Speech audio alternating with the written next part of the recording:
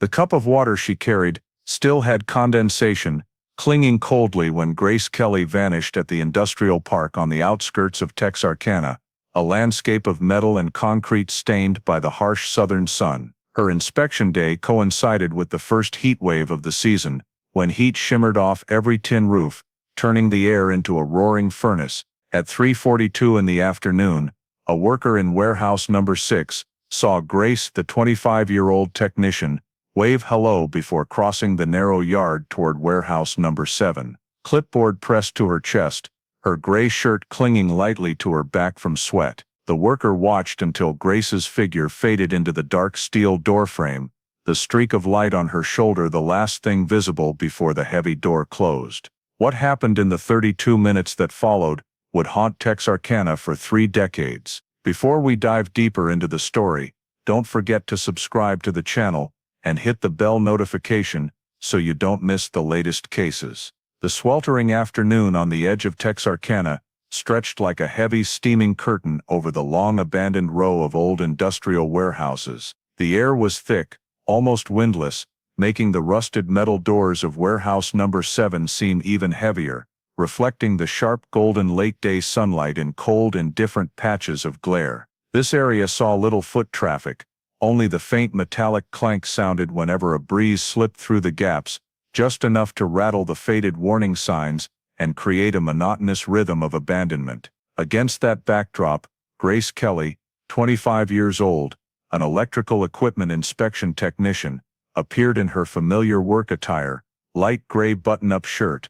work pants, safety boots, clipboard in one hand and tool bag in the other. Her job required her to visit places like this, overlooked corners where aging electrical systems still had to be checked on schedule. Grace walked briskly, movements decisive, as if this were just another routine task in a long workday. The only witness, a man closing the door of his pickup truck on the side road, caught only a glimpse of Grace crossing the yard in front of warehouse number 7. He remembered her stride, small but solid build, hand gripping the tool bag tightly, eyes fixed straight ahead toward the heavy dark gray steel door. She unlocked it with the key issued to inspection personnel, and in the brief moment when outside light spilled into the dim interior, he saw her silhouette merge into the darkness before the door slammed shut with a dry echoing metallic clang that rang across the wide yard.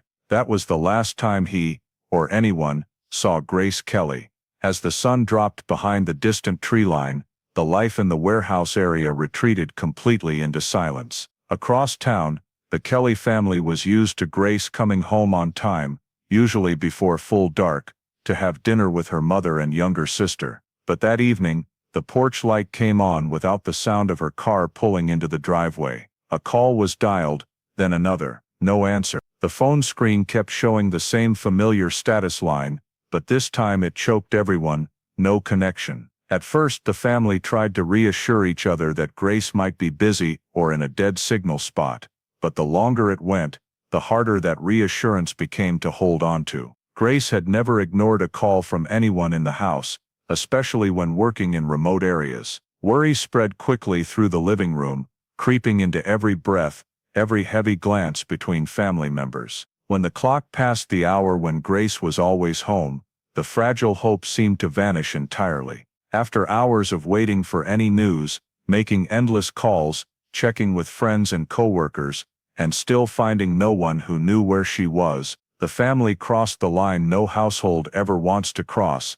They called the police to report that Grace Kelly, the daughter who had never been late for anything, had vanished without a trace. The stifling Texarkana evening carried on as usual with distant highway traffic sounds, but for the Kelly family, that moment felt like an invisible door slamming shut, opening a cold void, and the single question that began to haunt them. Where did Grace go? The first officers to approach the warehouse area arrived just as darkness settled over the industrial outskirts of Texarkana. The pale yellow lights from the patrol cars swept bands of illumination across the faded silver tin surfaces, making the rust patches gleam with cold mottled flickers. The absolute silence in this already deserted place made every footstep ring out more clearly, creating the sensation that the concrete itself was holding its breath. Everyone present realized that this stillness was unnatural for an evening when the lingering heat of the long day still hung in the air. The police moved toward the door of warehouse number 7, the place where Grace was last seen. Flashlights swept across the exterior of the steel door, revealing small but sharp scratch marks on the lock mechanism, completely different from the darkened old rust surrounding them.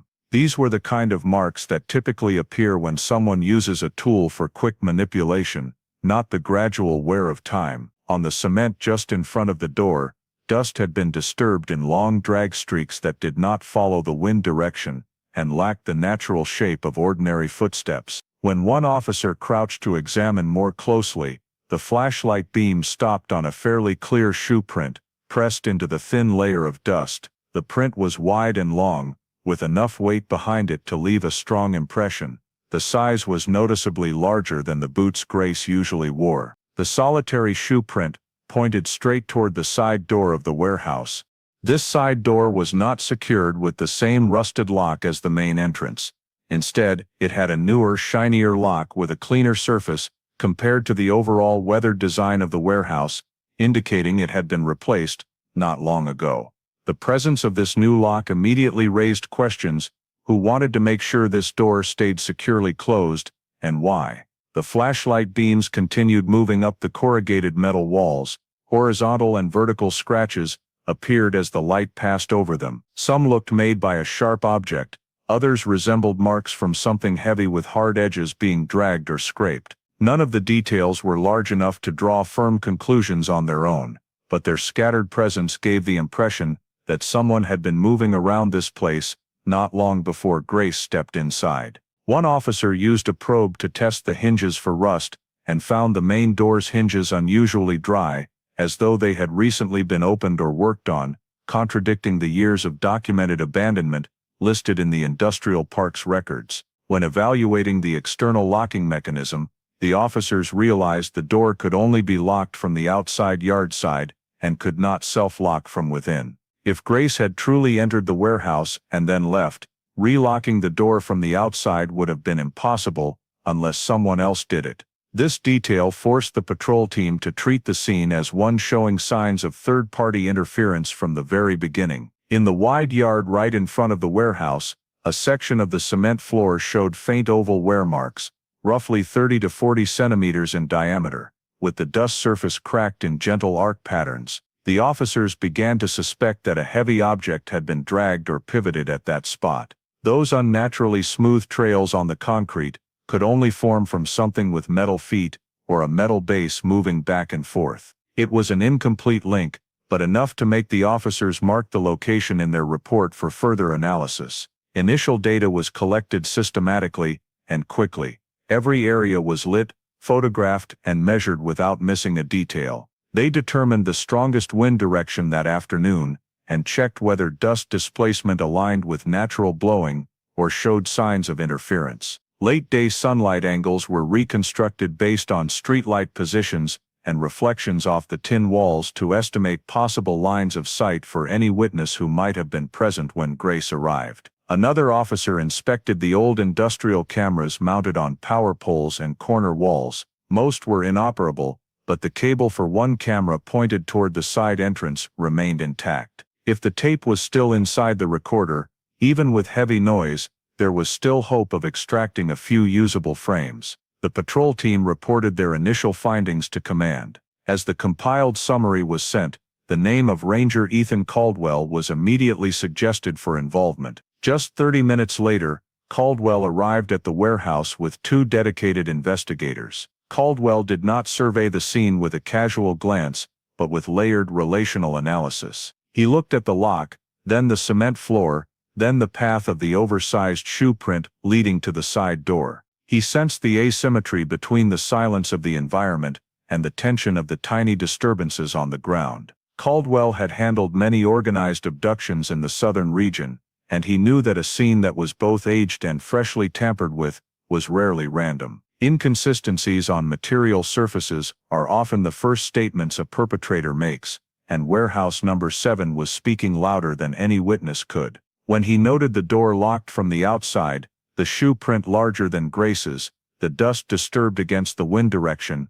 Caldwell paused and took in the entire area, like threading everything together in his mind. Without lengthy discussion with the patrol team, he pointed at the shoe print, then looked toward the steel door, and delivered his assessment as cleanly as a cut. Someone had been standing outside waiting for Grace. That person only moved in after Grace had disappeared inside, and the action was carried out quickly and precisely enough to leave no sound beyond the ordinary background noise of an empty industrial zone. One thing was clearly revealed from the chain of observations: Grace could not have left this place of her own volition. This was not an accident, not a wrong turn, it was a calculated intervention. And the steel door closing behind Grace before the silence swallowed everything was no longer just the last image a witness saw.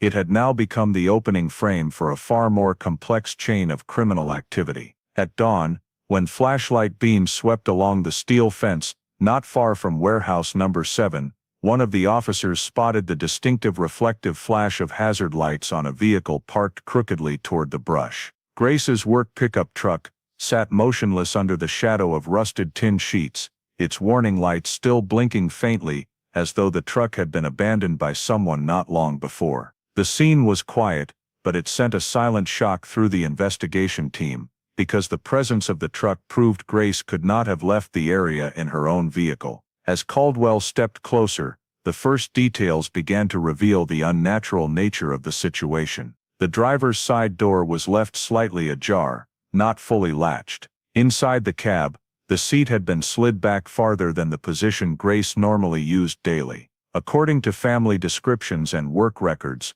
Grace always adjusted the seat closer due to her shorter legs. The seat being pushed back at least 12 to 15 centimeters could only have been done by someone else, someone taller who needed more legroom to operate the vehicle. Seat adjustment is one of the hardest things to conceal, and Caldwell regarded this as the first piece of evidence showing a stranger's interference with Grace's vehicle.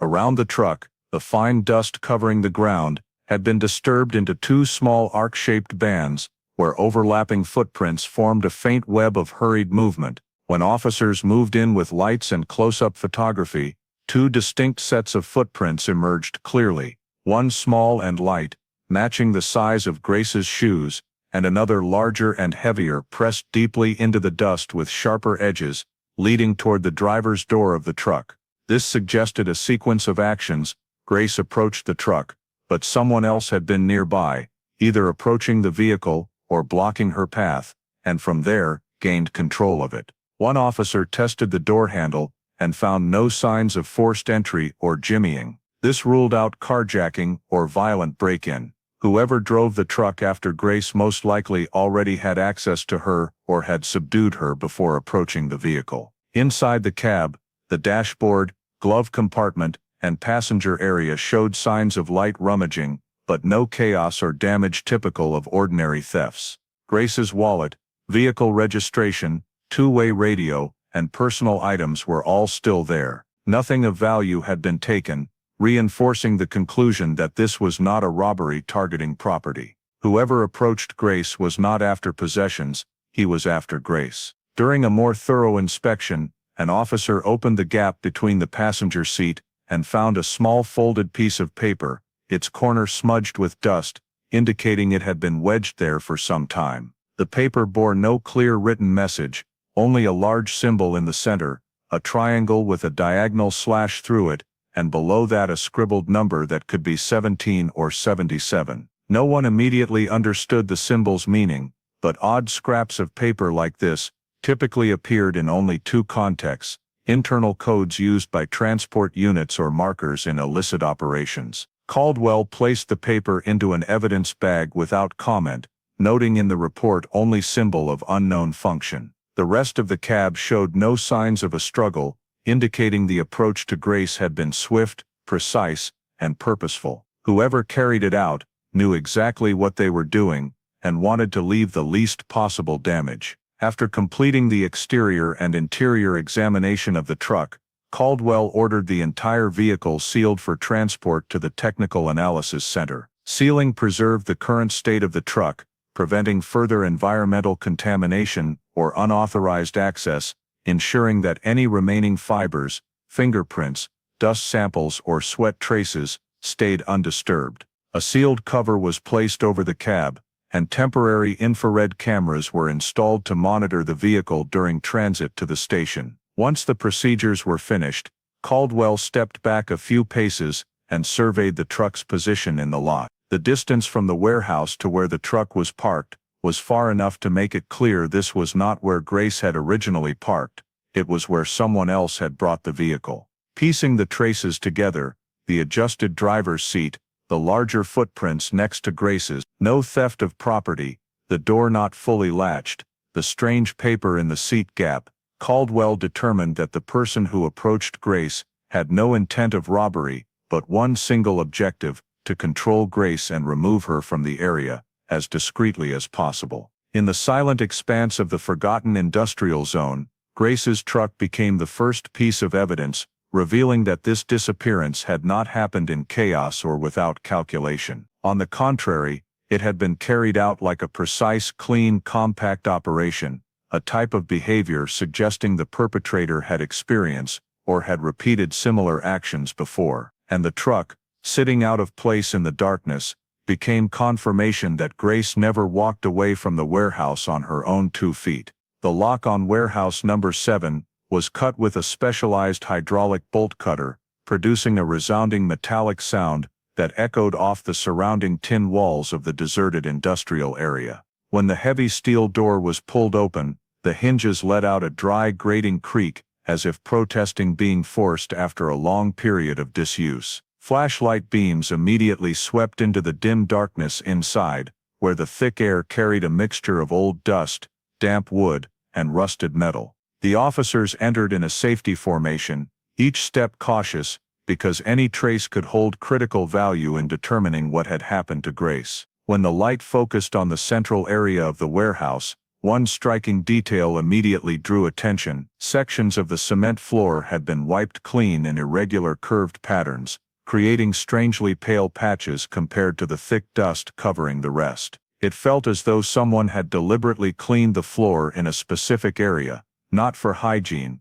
but to erase whatever had been there. Caldwell crouched down, lightly tapping the surface with the metal tip of his pen. The echo that came back sounded different, as though a heavy object had pressed down on that spot for not too long. Extending from that unusual section of floor toward the opposite wall was a long, uneven drag mark, deep enough in places to clearly show that something heavy had been pulled in a straight line, heavy enough to leave thin gouges in the cement. The drag mark did not break the dust naturally. It formed high-friction lines with lightly abraded surfaces, proving the object had been dragged tightly without the aid of wheels. Caldwell measured the width of the drag mark, noted it in his pad, and paid attention to its direction: a straight path leading to a dark corner, where a small isolated storage room-like structure existed inside the warehouse. The door to the small room was secured with a rusted padlock, but the door body itself showed faint burn marks blackened in an arc pattern, as though someone had tried to burn something inside, but failed to achieve the goal. The officers cut the old lock, and when the door opened, a wave of thick mildew rushed out, carrying the acrid smell of industrial material that had been set on fire, but not fully consumed. Inside the small room, the wall surfaces bore soot stains, and the floor showed patches of incompletely burned ash fragments. Some half-burned scraps of paper still retained their edges, enough to indicate an attempt to destroy documents or items. However, the burning had not been thorough. Perhaps the person was interrupted, or the conditions in the room did not allow the flames to spread widely. On the ceiling of the small room, a fluorescent bulb had been removed and set aside, its wiring still intact, not cut, but disconnected in the precise manner of someone knowledgeable about electrical work. This made Caldwell pause longer. The act of removing the bulb was not destructive but deliberate. The person knew strong light would expose the activities taking place in the room. Removing the bulb was a clear preparatory step before carrying out another action. This was not the behavior of a random intruder in the warehouse, but the kind of conduct from someone who had used the warehouse as a separate location for tasks that could not be done where they might easily be discovered. As the investigation team expanded their search, the row of wooden pallets in the far corner of the warehouse revealed several anomalies.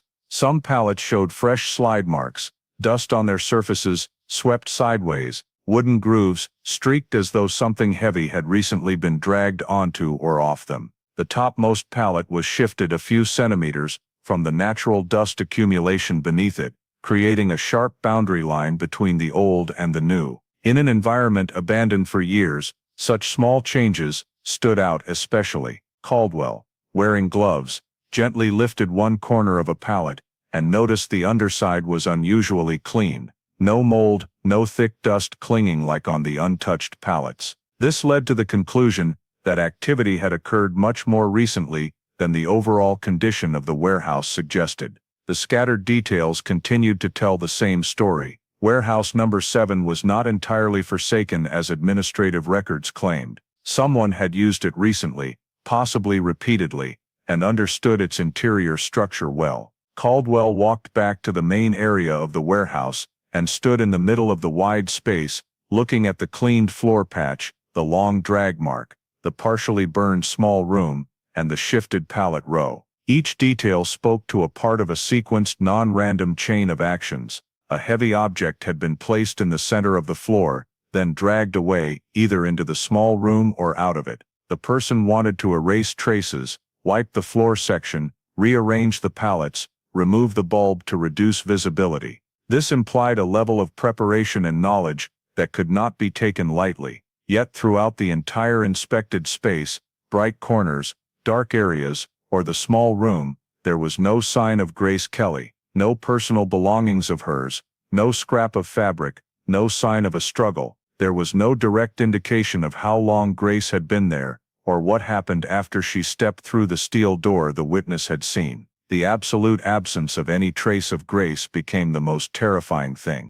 This warehouse was no longer simply an abandoned site in an old industrial park. It bore the characteristics of a place used with intent, temporarily modified for an unknown purpose, and touched by the hand of someone skilled at erasing any trace of whoever had been there. What remained were only silent pieces waiting to be fitted together: the wiped floor, the drag mark, the room with burn signs, the removed bulb, the displaced pallets. Each detail spoke of someone's presence, but none of them spoke of Grace. Her disappearance remained as perfect as when the door slammed shut behind her, leaving a darkness that even flashlight beams could not penetrate. Right after completing the examination work inside warehouse number 7, Caldwell requested a review of everyone present around the industrial area during the time Grace appeared. The list quickly narrowed down to 3 potential witnesses, each in different positions, but all close enough to have observed or heard something. However,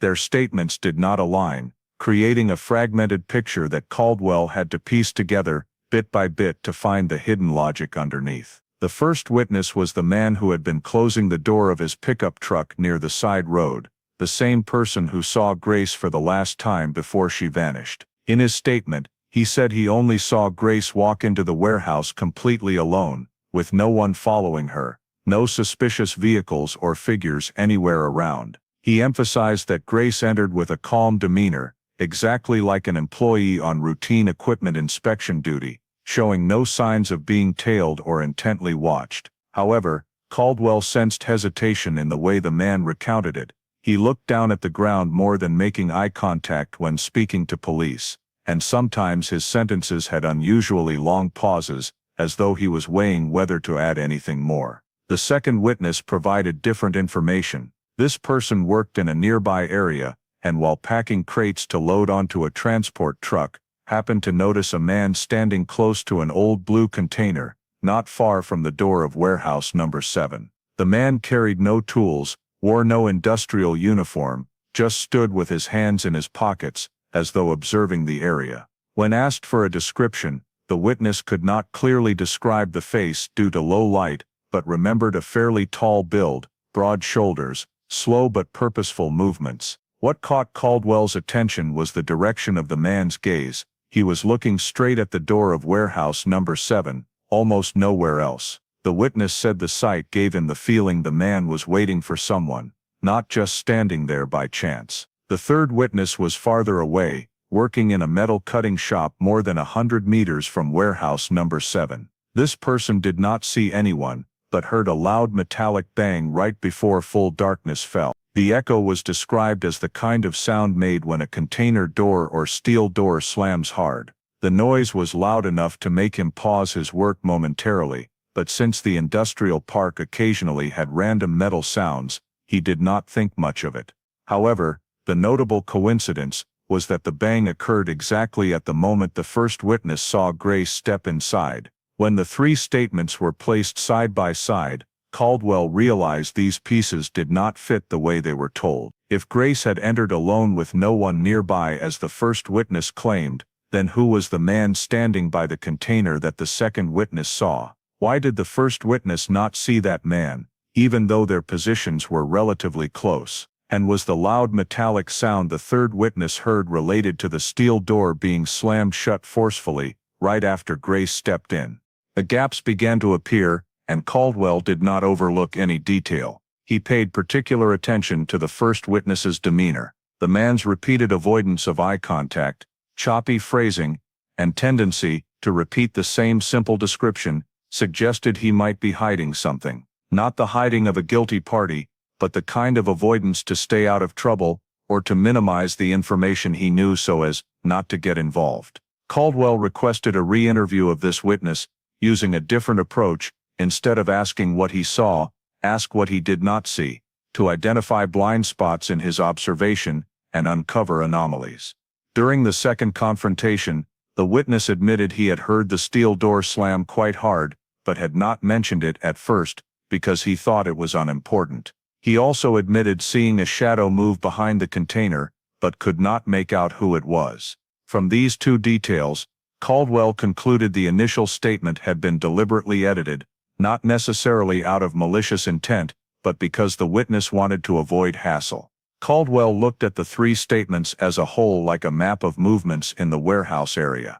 A man was present in the area before or right when Grace arrived. A loud metallic sound occurred precisely when the door slammed hard. The man standing by the container could be the same person who left the large shoe prints leading toward the side door. This led Caldwell to an important conclusion. The man was not there by chance, he was watching Grace. Not random behavior, not casual distant observation. This was the conduct of someone waiting for the right moment to approach a specific target. Additionally, the detail of the man by the container raised suspicion that warehouse number 7 had underground activity few people knew about, because the presence of a stranger in an abandoned industrial zone was not random. An old area with no security, no functioning cameras, yet it showed wiped floor patches, shifted pallets, and a bulb removed with technical precision. Those actions did not fit the profile of an impulsive criminal. Caldwell looked again at the open steel door, the cement floor with its drag mark, and the partially burned small room. When he overlaid the witness statements onto the full crime scene context, he realized Grace had stepped into a place where someone was already waiting, and that person knew exactly how to turn their presence into an unseen void. And that very void, where the statements failed to match, was the piece confirming this disappearance could not have been an accident. It was the result of an organized chain of actions that began with surveilling Grace even before she crossed the steel door of warehouse number 7. Right after completing the analysis of the witness statements, Caldwell returned to the crime scene at warehouse number 7 to re-examine all the physical evidence once more, this time with even stricter standards. Physical traces cannot lie, and in a manipulated space like this warehouse, every small detail could carry pivotal value. As the investigators continued expanding their search along the inner walls of the warehouse, a flashlight beam stopped on a small object, clinging to an old wooden piece of a pallet right against the wall, a pale blue fabric fiber, less than 2 centimeters long, but with a fairly sturdy weave and synthetic fiber structure, completely inconsistent with the type of uniform or clothing Grace had ever used. Grace worked in electrical inspections, and typically wore cotton blend shirts and dark industrial pants. This pale blue fiber was too bright, too smooth, and had a texture close to the polyester used in lightweight jackets. Caldwell ordered immediate collection because the fiber was very likely a friction transfer from the clothing of someone who had contacted the pallet, or from whoever dragged the heavy object across the cement floor. When he picked up the fiber, he could clearly see with the naked eye its double twist weave pattern, the kind commonly found in work jackets or truck driver jackets designed to withstand high friction. It did not belong to the environment in which Grace worked. It was impossible to determine whether the fiber had fallen before or at the exact moment of her disappearance, but its mismatch with any of Grace's belongings made it the most important piece of evidence so far. As they moved outside the warehouse, the investigation team discovered another scrap of paper that the wind had blown and caught under an iron bar near the fence. This paper was torn in half with uneven edges. On it remained a faint partial logo of Red River Logistics, a trucking company that had once been very active in the Texarkana area, known for its mid-sized truck fleet and industrial cargo routes. What was noteworthy, the company had gone bankrupt years earlier, its warehouses fallen into ruin, offices sealed, assets auctioned off, and fleet disbanded. The remaining fragment of the shipping tag bore the marking RR22B in the left corner, a type of internal transport code used to designate routes or cargo types.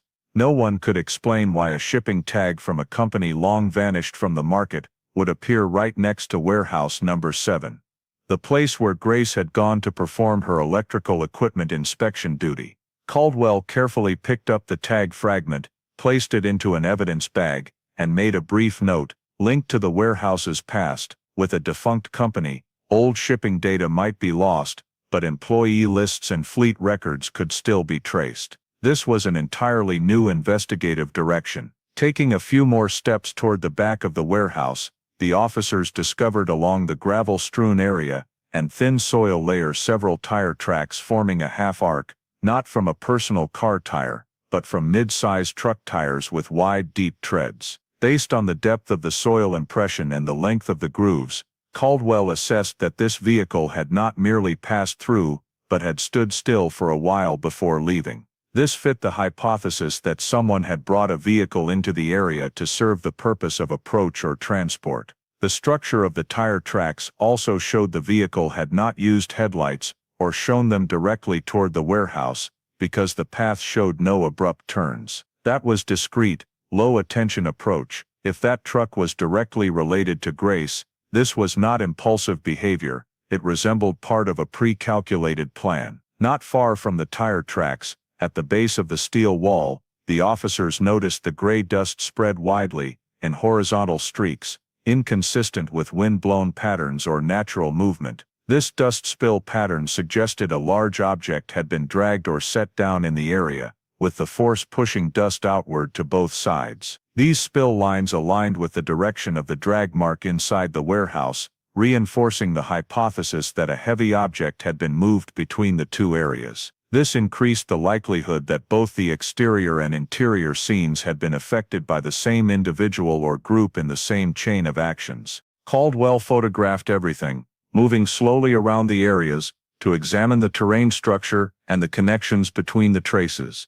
His gaze focused on 3 types of evidence: the pale blue fiber, the Red River Logistics shipping tag, and the truck tire tracks. When he placed these 3 elements into the same diagram, Caldwell realized they were not isolated signs. All of them pointed toward a familiar pattern of sites, once used as transfer points: a fiber from the jacket of a heavy laborer or truck driver, a shipping tag from a trucking company that once used temporary warehouses, and mid-sized truck tires rolling into an overlooked area. Warehouse number 7 had not merely been broken into, it had once been used as an operational point by an experienced unit. Caldwell stood between the 2 tire tracks, observing the direction the vehicle had left, and realized the path headed toward the eastern plot, where Red River Logistics had once had its parking yard before dissolution. That area now had no official activity, but still belonged to industrial land. No security, few people passing through. This discovery pushed the case beyond the scope of a simple disappearance. There was a fiber that did not belong to Grace. There was a shipping tag from a bankrupt company. There was a truck that had rolled into the warehouse area. There was a heavy object dragged or carried out of the scene. There was a man standing by the container. There was a loud metallic door slam. The chain of physical data began to converge on a single logic. Grace had not encountered an accident or a random offender. She had stumbled into an underground operation running in the shadows. Caldwell knew the next step could not rely solely on the scene. He needed to trace the Red River Logistics shipping tag, identify who had once worked at the company, who had access to the old warehouses, and whether the company had ever had contracts, disputes or connections to the industrial park where Grace vanished. At the same time, the pale blue fiber needed to be sent to the DNA lab for fiber analysis and clothing origin tracing. From one fiber, one tag, one set of tire tracks, the shape of the person who approached Grace began to emerge clearly. Not a vague shadow, but a type of person accustomed to moving cargo, experienced in warehouse operations, skilled at handling light, skilled at erasing traces, and with reason to fear when Grace appeared. Grace's disappearance began to take the form of a wrong place wrong time encounter between an inspection technician and an underground operation that no one wanted exposed. After collecting the first pieces of physical evidence from inside and outside warehouse number 7, Caldwell immediately requested an expansion of the search perimeter to determine which direction Grace might have been moved and whether there was any chance she was still in the surrounding area. The decision to deploy air and water support forces was made right away, because the terrain structure around the warehouse row was close to several dirt roads, drainage ditches, and especially not far from Wright-Patman Lake, where the landscape was wide, with strong winds, low trees, and many blind spots perfect for concealing traces if someone deliberately moved a person or heavy object. Drones were launched first, scanning in a grid pattern with infrared cameras and thermal sensors, flying low along ditches, water channels, thin forest edges, and open patches leading to adjacent areas to look for any abnormal heat signatures or objects shaped like a human body. The results displayed on the monitoring screens in the command vehicle showed no heat signals consistent with a human body across the entire nearest radius area. The drone flight path was expanded in widening spirals, eventually reaching out to the edge of Wright-Patman Lake, where the cold water surface made any living heat sources stand out clearly. However, the lake surface only reflected natural heat patches from wind-rippled water, showing no shapes of human size. Helicopters then approached at lower than normal altitude, using high-powered spotlights to sweep along forest edges and dirt roads extending southeast. In the air team's observation pattern, there were no large disturbances on the ground, no broken vegetation, no fresh trails created in the last several hours. This helped rule out the possibility that Grace left the warehouse on foot in a fleeing or self-moving manner. If she had walked or run in the dark, she would have left at least scuff marks in the dust or grass edges, but nothing appeared. Next came water sonar deployed along the lake shore, gliding over the mirror-smooth surface to search for submerged object signals. The scanning equipment detected several large rocks and natural wood pieces, but nothing shaped compatibly with a human body or heavy objects thrown into the water. The uniformly negative results further solidified Caldwell's assessment that Grace was not remaining in the area around the warehouse, nor had she been dumped or hidden near the lake. The complete absence of any sign forced Caldwell to consider the more difficult scenario.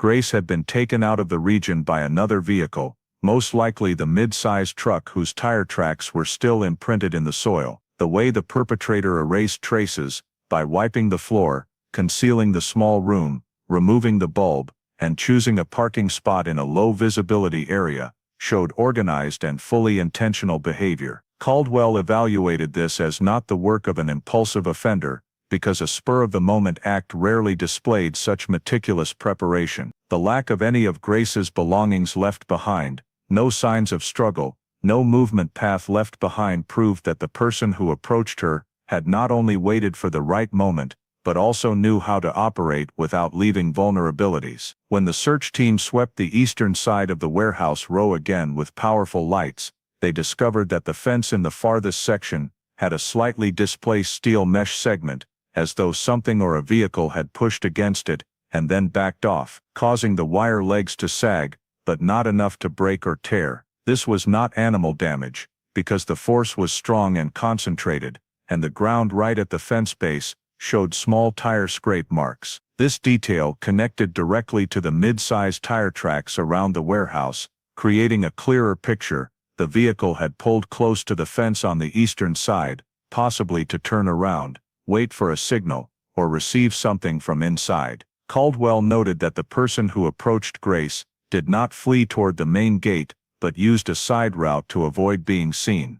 When reviewing the early morning drone photos, Caldwell identified a thin dirt path connecting the eastern fence area to a side road leading out to the highway. It was a little-known route, with sparse trees, no cameras, and capable of accommodating a truck without drawing attention from the few businesses still operating sporadically in the industrial park. With this data, Caldwell concluded that the failure to find Grace was not evidence of a successful escape or self-movement into the wooded area. It was the clearest proof that the disappearance had been carried out cleanly, precisely, and with a clear sequence. Every detail, from the large shoe prints, the drag marks inside the warehouse, the pale blue fiber, the Red River Logistics shipping tag, the truck tires, to the displaced fence, aligned in one direction. A professional individual or group had taken Grace and removed her along a pre-planned route.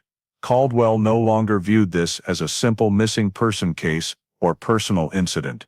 He formed a clear hypothesis: Grace had fallen into an organized abduction operation, where the perpetrator understood the warehouse structure, knew the blind spots of the industrial park, and had experience using trucks as a clean transport method. When the search radius was expanded another 5 miles in a circular pattern, no further signs of Grace emerged. The silence of that vast area became proof of only one thing: she had been taken away, leaving no trace whatsoever on the ground. The large-scale search ended without yielding any signals related to Grace, pushing the case file into a period of stagnation. Every physical trace collected at warehouse number 7, though directionally valuable, was not strong enough to identify the person who approached and removed Grace from the area. Investigative support technology at that time was not sophisticated enough to extract DNA from the pale blue fiber, not sensitive enough to analyze trace amounts on the evidence, and unable to track the truck's route from the remaining tire impressions. Clues based on physical observation, like drag marks, dust spills, or shifted pallets, were only recorded in the scene report as descriptions, but could not be traced back to the perpetrator. When the lab concluded that the pale blue fiber could not yield DNA results because the sample size was too small, one of the few remaining hopes was extinguished. The truck tire tracks were compared to the regional commercial vehicle database, but produced no matches, since similar tread patterns were far too common in the mid-sized trucking industry. The lack of identifying data meant no suspect could be pinpointed, and Caldwell was forced to shift the investigative foundation from direct evidence to inference. While the investigation could advance no further, the industrial park where warehouse number 7 stood began to be sold off for infrastructure restructuring. Several warehouse rows were sealed, then completely demolished to make way for a new construction project. Warehouse number 7, the site holding nearly every lid connected to Grace, was also placed on the demolition list. Caldwell objected, but lacked sufficient legal grounds to preserve a structure the investigation file described as no additional evidentiary value found. When the excavator first tore into the wall of warehouse number 7, most of the remaining signs from the night Grace vanished were buried forever beneath crushed concrete and earth. This made an already difficult case even more fragile. Just a few months later, the entire warehouse area lost every recognizable feature: the locations of drag marks, wear points on the floor, burn ash in the small room, and disturbed dust patterns all disappeared from the physical site, making any future scene reconstruction nearly impossible. The remaining evidence consisted only of a few photographs, dust samples, fabric samples, and the shipping tag fragment, but under the investigative standards of the time, they were not considered strong enough to expand the file. Early reviewers assessed that the Red River Logistics shipping tag did not prove direct relevance to Grace, the pale blue fiber could not be sourced, and the tire tracks were merely general descriptors. The nature of those elements created a reasonable line of inference, but not enough to charge anyone or open new investigative avenues. Because of this, the case file was gradually moved to the category of lacking critical technical evidence, meaning it received no priority for resource allocation. In multiple reviews, no new witnesses came forward with fresh information. The man standing by the container, the most important piece, remained unidentified due to the description being too vague. The first and third witnesses could add nothing clearer beyond what they had already stated. Later re-interviews showed they did not recall exact timings, lighting as dusk fell, or specific movements around the warehouse, making further exploitation efforts dead ends. For the investigative team, the absence of new witnesses was worse than mismatched statements, because it prevented the points of suspicion from expanding, and instead let them sink deeper into the haze of forgetting. As local units had to redirect resources to cases with higher clearance rates, Grace Kelly's case was transferred to the temporarily closed file group.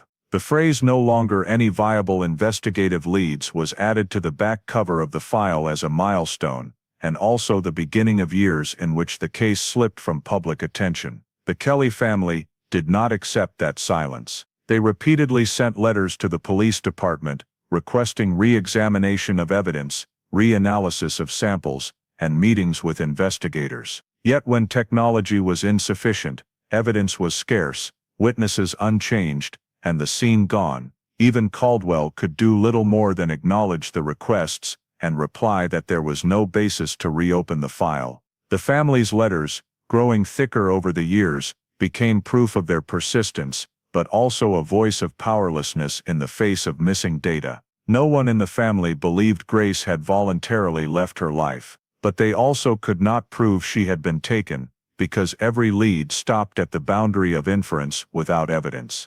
The name Grace Kelly, once mentioned frequently in the early days of the disappearance, was gradually replaced by Newtown News. The information void caused the case to fade in the eyes of the public, and finally, the summary report classified the file status, cold case, a short phrase carrying the weight of helplessness. While signing off on the file status, Caldwell paused his pen for a few seconds. He knew what had plunged the case into silence was not a lack of effort, but the fact that the necessary traces to solve it had not lasted long enough to become evidence.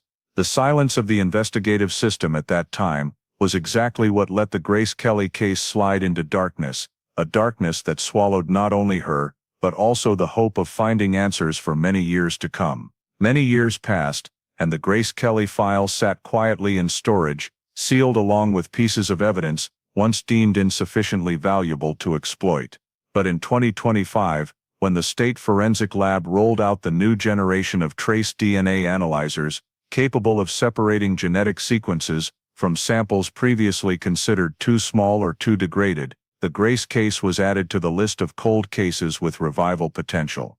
Among the few surviving pieces of evidence, the pale blue fiber recovered from the pallet in warehouse number 7 became the first candidate, because synthetic fibers have the ability to retain skin cells or sweat at the microscopic level, something the technology of many years earlier could not handle at all. The forensic technician placed the fiber on the analysis plate inside an absolute clean chamber, exposed it to UV light, and applied nano-level cell separation solution. After many hours of breaking down ultra-small tissue, an extremely low quantity of DNA, fewer than a few dozen cells, was collected. What was strange was that the DNA sample extracted from the fiber did not match any profile in CODIS, the nationwide criminal genetic database. That was both encouraging and challenging news.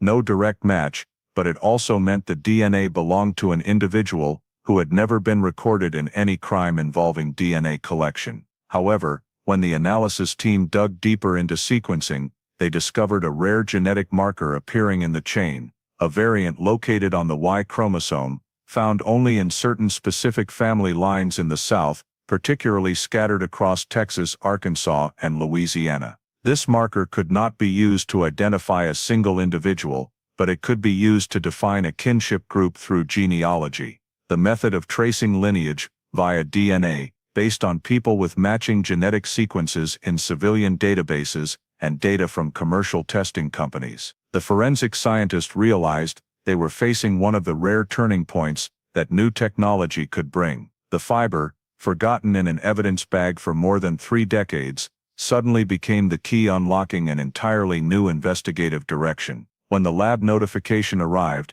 Caldwell immediately returned to the Texarkana Police Department. Although he was no longer directly overseeing missing persons cases as he had in his younger days, the Grace Kelly file had always remained something he carried in his mind. The incompleteness of the case, and the way it had been forced to close, due to lack of technology, had left Caldwell viewing it as an unpaid debt to himself. Now, with the newly extracted DNA sample, he knew he had legitimate grounds to request reopening the investigation. Caldwell prepared a report for command, clearly outlining the potential to use genealogy methods to identify the DNA sample's kinship range, narrow the suspect pool, and locate individuals with geographic ties to warehouse number 7 during the period Grace disappeared. The Cold Case Review Committee considered the request. It was not only the arrival of new technology that convinced them, but also the unusual nature of the DNA sample, a male with a rare Y marker present at the warehouse scene, a place that previously had no record of any family line connected to delivery or transport activity in the industrial park. Permission to reopen the investigation was granted. Caldwell quickly assembled the most advanced forensic team in the region, including DNA genealogy specialists, technicians experienced with old trace evidence, and representatives from the Texas Rangers, the unit that often handled complex interstate cases. Collaborating with the Texas Rangers brought a major advantage. They had access to expanded genealogy data, experience with underground transport-related cases, and a federal network ready to trace individuals who once worked for defunct companies like Red River Logistics. The forensic team immediately placed the pale blue fiber into an expanded analysis cycle. The goal was not only to confirm the DNA, but also to identify the fabric type, manufacturer, distribution market, and frequency of appearance in specific industries. They determined it was double-woven polyester material, primarily used in jackets for long-haul truck drivers in the late 80s and early 90s, especially lines distributed to industrial transport companies for their durability and abrasion resistance. This created a chilling coincidence between two pieces of evidence once considered separate, the pale blue fiber and the torn Red River Logistics shipping tag found near the warehouse. One belonged to a driver's jacket, the other to a trucking company that had once been very active in the area. Two faint signals, dimmed for 3 decades, now began to speak to each other. When this information was laid out on the analysis map, Caldwell saw a clearer pattern than anything he had speculated in the past. Warehouse number 7 was not just the place Grace walked into, it was a location someone or a group had once used as a covert point for transport or delivery operations, and the man present at the scene had been wearing the type of jacket associated with long-haul drivers. Not an ordinary worker, not a passerby, not a chance encounter. The forensic team also detected trace metal particles on the pale blue fiber, a mixture of nickel and chromium, commonly transferred to clothing worn around large industrial equipment or metal warehouses. This metal composition matched the makeup of the steel pallets used in warehouse number 7 at the time Grace was working there. It indicated the fiber had not come from someone who casually stepped into the warehouse, but from someone who had been active inside and in contact with industrial materials. Caldwell followed every report with absolute focus, feeling as though the old puzzle pieces were returning to their original positions, but this time with a clarity he had never had the chance to see before. It was also during this process that the Texas Rangers brought additional data. The rare Y marker appeared in a family group scattered across eastern Texas, especially in families previously tied to the transport industry. A list of individuals carrying similar markers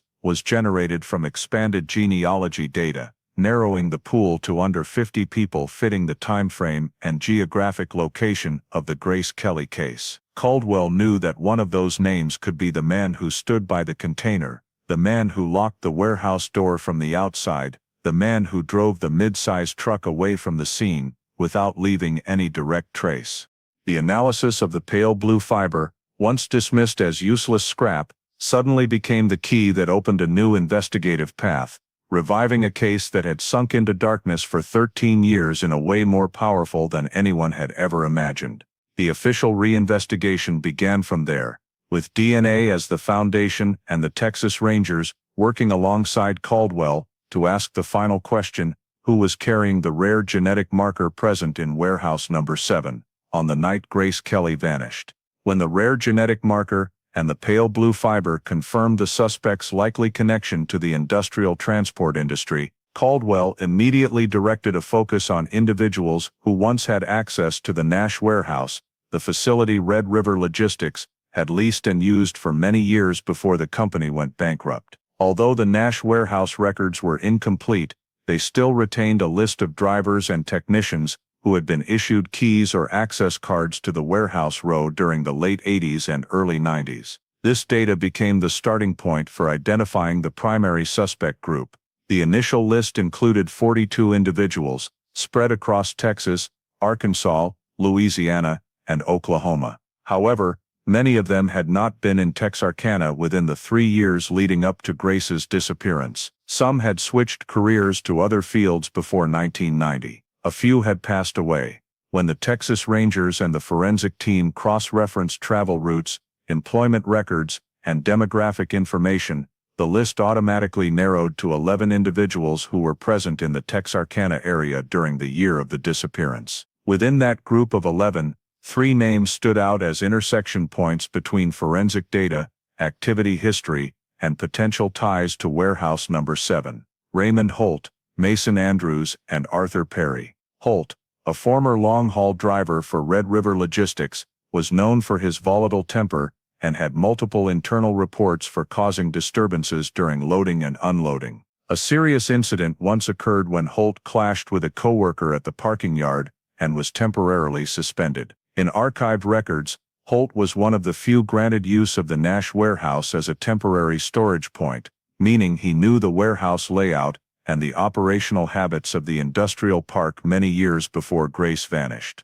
The pale blue fiber, commonly found in driver jackets, made Holt an especially noteworthy link. The second person, Mason Andrews, was Holt's nephew. Andrews did not work as an official driver, but operated as an unlicensed underground electrician, repairing equipment for various industrial sites in the region without proper permits. Unofficial records noted that Andrews had used the Nash warehouse as a staging area for refurbishing old electrical equipment before selling it on the black market. Andrews also had a reputation in the transport community for involvement in several murky cases related to collecting surplus goods, activities that straddled the line between legal and illegal. Notably, at the time Grace was performing her inspection duties in Texarkana, Andrews appeared in repair logs for electrical lines in the nearby area, aligning his timeline, location, and profession with the evidence Caldwell held.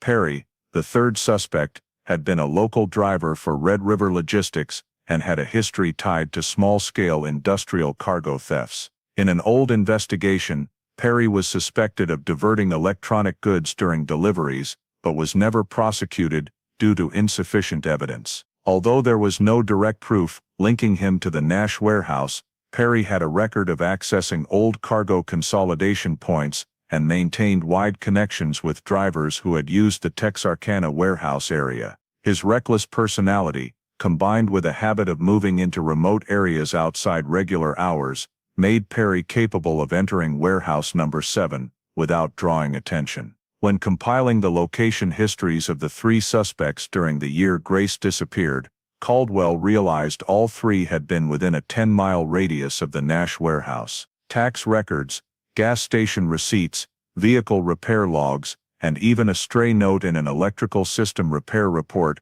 showed that Andrews and Holt were in Texarkana during the same week. Grace conducted her inspection round. This was not random coincidence. Red River Logistics, before its bankruptcy, had maintained a network of independent drivers for cargo delivery. Holt frequently used the Nash warehouse as an overnight truck stop. Andrews used the old facility to repair equipment and store materials. Perry had crossed paths with Holt multiple times on industrial routes.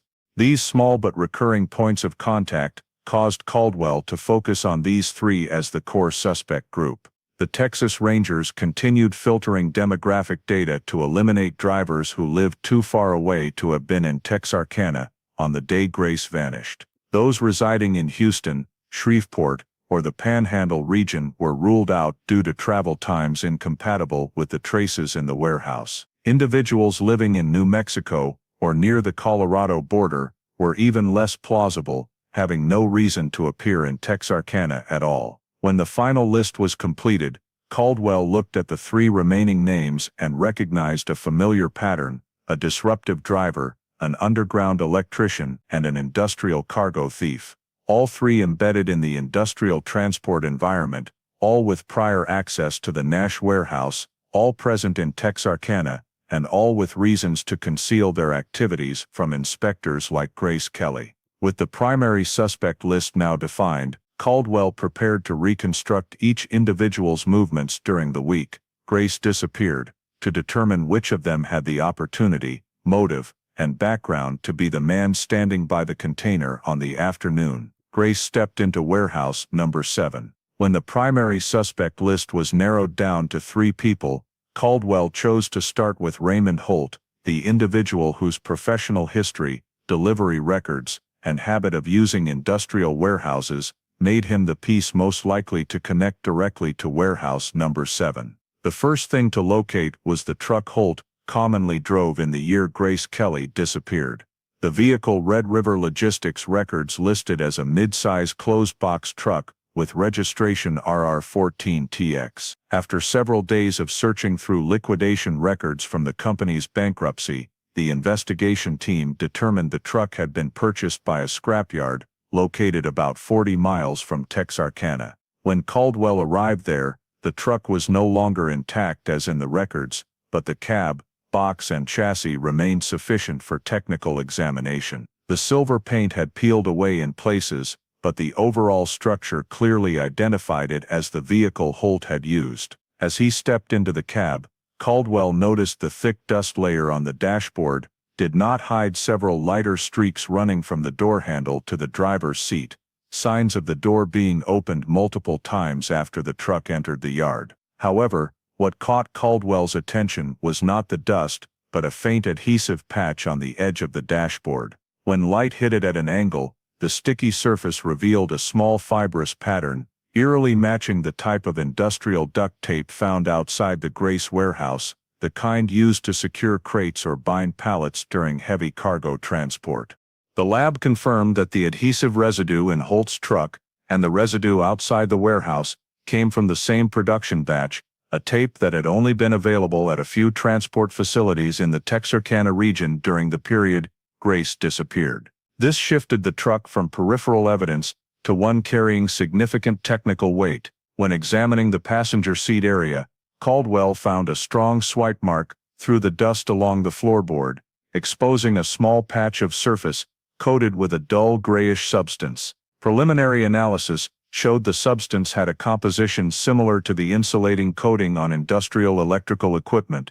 It did not match any material typical of truck cargo, but was compatible with the type of devices Grace had been inspecting during the same period. This did not prove Grace had been in the truck, but it proved the truck had contact with the same category of electrical equipment Grace worked on. Caldwell documented every detail, but the most critical remained the potential to extract DNA from the cab. 2025 technology allowed recovery of DNA even from heavily time-degraded surfaces. Small samples were collected from the steering wheel, gear shift, door handles, seat belts, and especially the underseat area, where skin cells tend to accumulate most. When the lab results came back, Caldwell received an unexpected outcome. None of the DNA recovered from the cab matched Raymond Holt. This opened 2 possibilities: either someone else had driven the truck during the period Holt used it, or Holt had loaned it to someone at a critical time, but Caldwell knew Holt was conservative and rarely let anyone touch his vehicle. The mismatched DNA forced Caldwell to pivot to the second suspect on the list, Mason Andrews, Holt's nephew with a history of using the Nash warehouse for unlicensed work, moving electrical equipment illegally, and maintaining close ties to Holt. The location of the unmatched DNA was not limited to the driving controls. It also appeared in the passenger area, where the insulating residue was found. It indicated someone had sat, worked, or manipulated something in the truck cab long enough to leave biological traces. This shattered the hypothesis that Holt was the sole operator of the truck, and shifted the investigative focus from Holt was present at the scene to Holt's truck was used as a transport vehicle in covert activity. When the rear box was opened, investigators discovered straight metal scrape marks characteristic of dragging heavy objects with pallets or a forklift. Some streaks still retained a fine white powder similar to the metal dust found in warehouse number 7. Caldwell immediately realized the truck was no longer merely connected.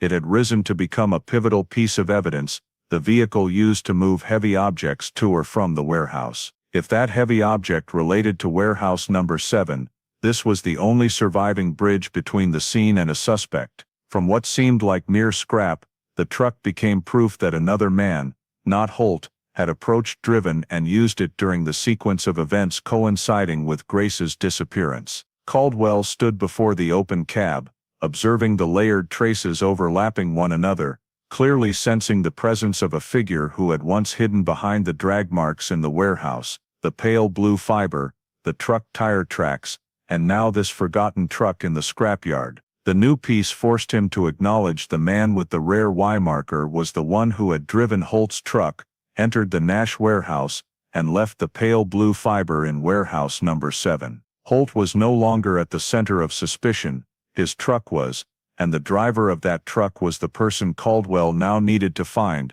When the DNA results from Holt's truck cab showed the presence of a man who did not match the vehicle owner, Caldwell transferred all the genetic data extracted from the pale blue fiber to the state's genealogy analysis database for cross-referencing with expanded family trees. The genealogy system relied on the rare Y chromosome marker, a variant uncommon but distinctive to certain long-established family lines in the southern region. After multiple comparison runs, the software generated a list of the most compatible family branches matching the marker in the DNA sample. The simulated genetic map appeared as a tree diagram, with many branches extending into Louisiana and Arkansas, but the 3 branches with the highest recurrence frequency, all centered around the Texarkana area. The most prominent overlap point, the Andrews family. When the genealogy team expanded the analysis to subvariants, they confirmed the highest correlation between the DNA sample from the pale blue fiber and the Andrews lineage, far surpassing all other groups. This did not identify a specific individual, but it confirmed that the man present in warehouse number 7 belonged to the same Y branch as one of the Andrews lines living around Texarkana. Caldwell immediately compiled all demographic data to identify who within that family line had been active in industry, transport, or technical repair, factors matching the evidence in the warehouse. The name that surfaced earliest on the list, Mason Andrews. Mason, the nephew of driver Holt, had appeared in vague investigations related to unlicensed electrical repairs, collecting old industrial equipment, and reselling components on the informal market. Unofficial records noted Mason's habit of moving through abandoned industrial zones, using old warehouses as sites for dismantling and refurbishing equipment. This aligned perfectly with warehouse number 7, having been used by someone skilled at removing light bulbs, shifting pallets, and cleaning floors, actions bearing the signature of a person familiar with technical environments and knowledgeable about erasing traces. When Caldwell reviewed Grace Kelly's inspection records, he discovered what turned the Andrews family from a suspicion into the focal point. 1 month before Grace disappeared, she had documented a technical violation during an inspection of electrical equipment at a facility where Mason was working without a permit. The inspection report signed by Grace clearly stated, wiring connected to non-standard specifications, risk of overload, immediate cessation of operation required. Though the content was purely professional, for someone like Mason, being forced to halt activity meant losing an illicit source of income. A young inspector had inadvertently cut off the revenue stream he relied on. Motive for conflict had existed in the records all along, but no one had seen it. Caldwell felt the convergence of the data chains drawing together in an unsettling way, The pale blue fiber from an industrial worker's jacket, insulating material in the truck, the Red River Logistics shipping tag, dragged pallet marks, DNA not matching Holt, but matching the Andrews branch, the inspection report bearing Grace's name, aligning precisely with Mason's operating routes. All those scattered pieces began to revolve around a single center, Mason Andrews. When the Texas Rangers pulled transaction location data related to Mason, they found evidence that Mason was in Texarkana during the week Grace disappeared. A receipt for electrical supplies purchased from a local industrial store recorded a time matching the exact day Grace conducted her inspection in the nearby industrial park. When checking repair schedules from accounts of several regular clients, Mason had appeared at the Nash warehouse multiple times in the late 80s and early 90s. An elderly mechanic confirmed he used to use the old warehouse to gut those scrap transformers. Nobody paid attention because that warehouse saw little use. That information made Caldwell pause. Mason had a documented history of accessing the exact area where Grace vanished. The warehouse door had its bulb removed, using electrical technique. Pallets had been shifted in a manner consistent with handling industrial cargo. Adhesive residue matched the type used in cargo transport. Drag marks in the warehouse resembled dragging heavy machinery. All of it fit the behavior of an experienced underground electrician, accustomed to minimizing noise and concealing seams. Genealogical data continued to support the investigation by eliminating other Andrews branches that did not fit, those living too far from Texarkana, those unrelated to industry, those with solid alibis. With each branch ruled out, the circle tightened further around Mason. In the deep dive analysis phase, the DNA genealogy team compared specific gene segments unique to the original Andrews line from Red River County. The DNA sample from the pale blue fiber matched this group at a level that was nearly impossible to dismiss. The expert conclusion stated clearly, the individual who left the DNA is closely related to the Andrews branch active in the Texarkana region during the 80s, 90s. The probability of a match with an individual outside this group is extremely low. This was not direct incrimination, but it was stronger evidence than any Caldwell had possessed before. Caldwell reviewed all the data once more, as though reconnecting the guide threads the case had left behind for 3 decades. Grace documented an inspection violation. Mason operated unlicensed in the same area. The Red River Logistics shipping tag, where Holt once drove and Mason once frequented, DNA not Holt's, but from the Andrews branch. The pale blue fiber from a work jacket, insulating material matching electrical repair work, the presence of dragged pallets, the kind of transport Mason used when handling heavy equipment. These elements were sufficient for Caldwell to realize the motive had become clearer than ever. Grace had uncovered Mason's violation, and that had placed her in danger with someone who had nothing left to lose. The genealogy team's conclusion was sent directly to the investigation unit. Among all individuals in the Andrews family, with ties to the Nash warehouse, only one person simultaneously matches the time frame, location, occupation, and DNA marker. Mason Andrews. With that final data line, the suspect was no longer one of 3 names. It had narrowed to a single name, the name tied to the traces left behind like a wordless confession on the night Grace Kelly vanished. When the DNA genealogy conclusion narrowed the suspect down to solely Mason Andrews, Caldwell decided to do something he had long wished for the opportunity to carry out: reconstruct the entire warehouse number 7, using modern scene survey technology. Even though the warehouse had been demolished years earlier, and only a concrete slab remained amid an empty lot, the technical team brought ground-penetrating radar, stratigraphic scanners, and 3D mapping equipment to probe deep into the thick foundation layer, searching for any remaining structural traces from the early 90s. As the radar waves swept across each section of the concrete slab, the screen continuously displayed abnormal oscillating curves in the central area, precisely where the cleaned floor patch and long drag mark had once appeared. The radar confirmed that beneath the soil and cement lay a section patched with different material, inconsistent with the original concrete composition of the entire warehouse. The replacement concrete was coarser and formed a rectangular shape that appeared to demarcate a fixed area. When analyzing sediment samples from the boundary line, the technical team determined the carbon threshold and mineral ratios matched concrete poured around 1992-1993, the exact period when Grace Kelly disappeared. This proved that the warehouse floor had been intervened after initial construction, and that this repair was not documented in any building records. Caldwell realized someone had deliberately replaced a portion of the floor to conceal something beneath it, or to erase critical traces. The suspicions from 3 decades earlier about the cleaned floor patch were now scientifically confirmed. The area had not merely been wiped, it may have been excavated, removed or replaced entirely to eliminate evidence. As the radar scanned deeper, metal reflection points appeared at one corner of the patched foundation,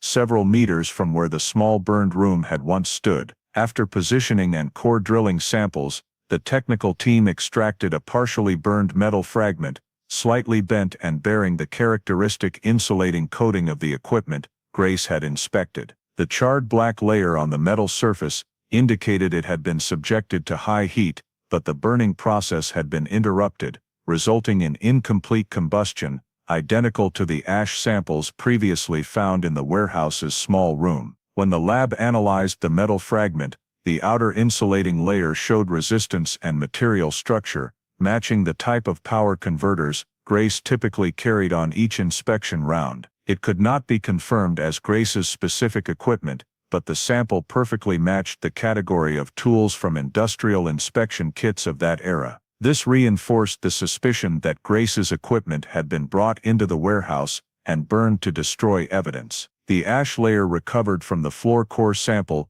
showed characteristic carbon and silicon composition, matching resistive ash, the type produced when insulating materials are burned with intense heat, typically occurring when someone deliberately incinerates electronic components to erase inspection traces. These data confirmed the destruction process was intentional, not a random fire or accident. Caldwell examined the 3D map reconstructed from ground-penetrating radar and saw a small crack running from the patched area to the base of the north wall. The crack did not follow the natural load-bearing axis of the structure, but exhibited a drag fracture pattern, exactly the type created when a heavy object is pulled across the floor with strong force, generating stress that splits the cement along the path of movement. It matched perfectly with the drag mark once visible in the warehouse before demolition. Software-rendered simulations clearly depicted a heavy object dragged from the central area toward the small room,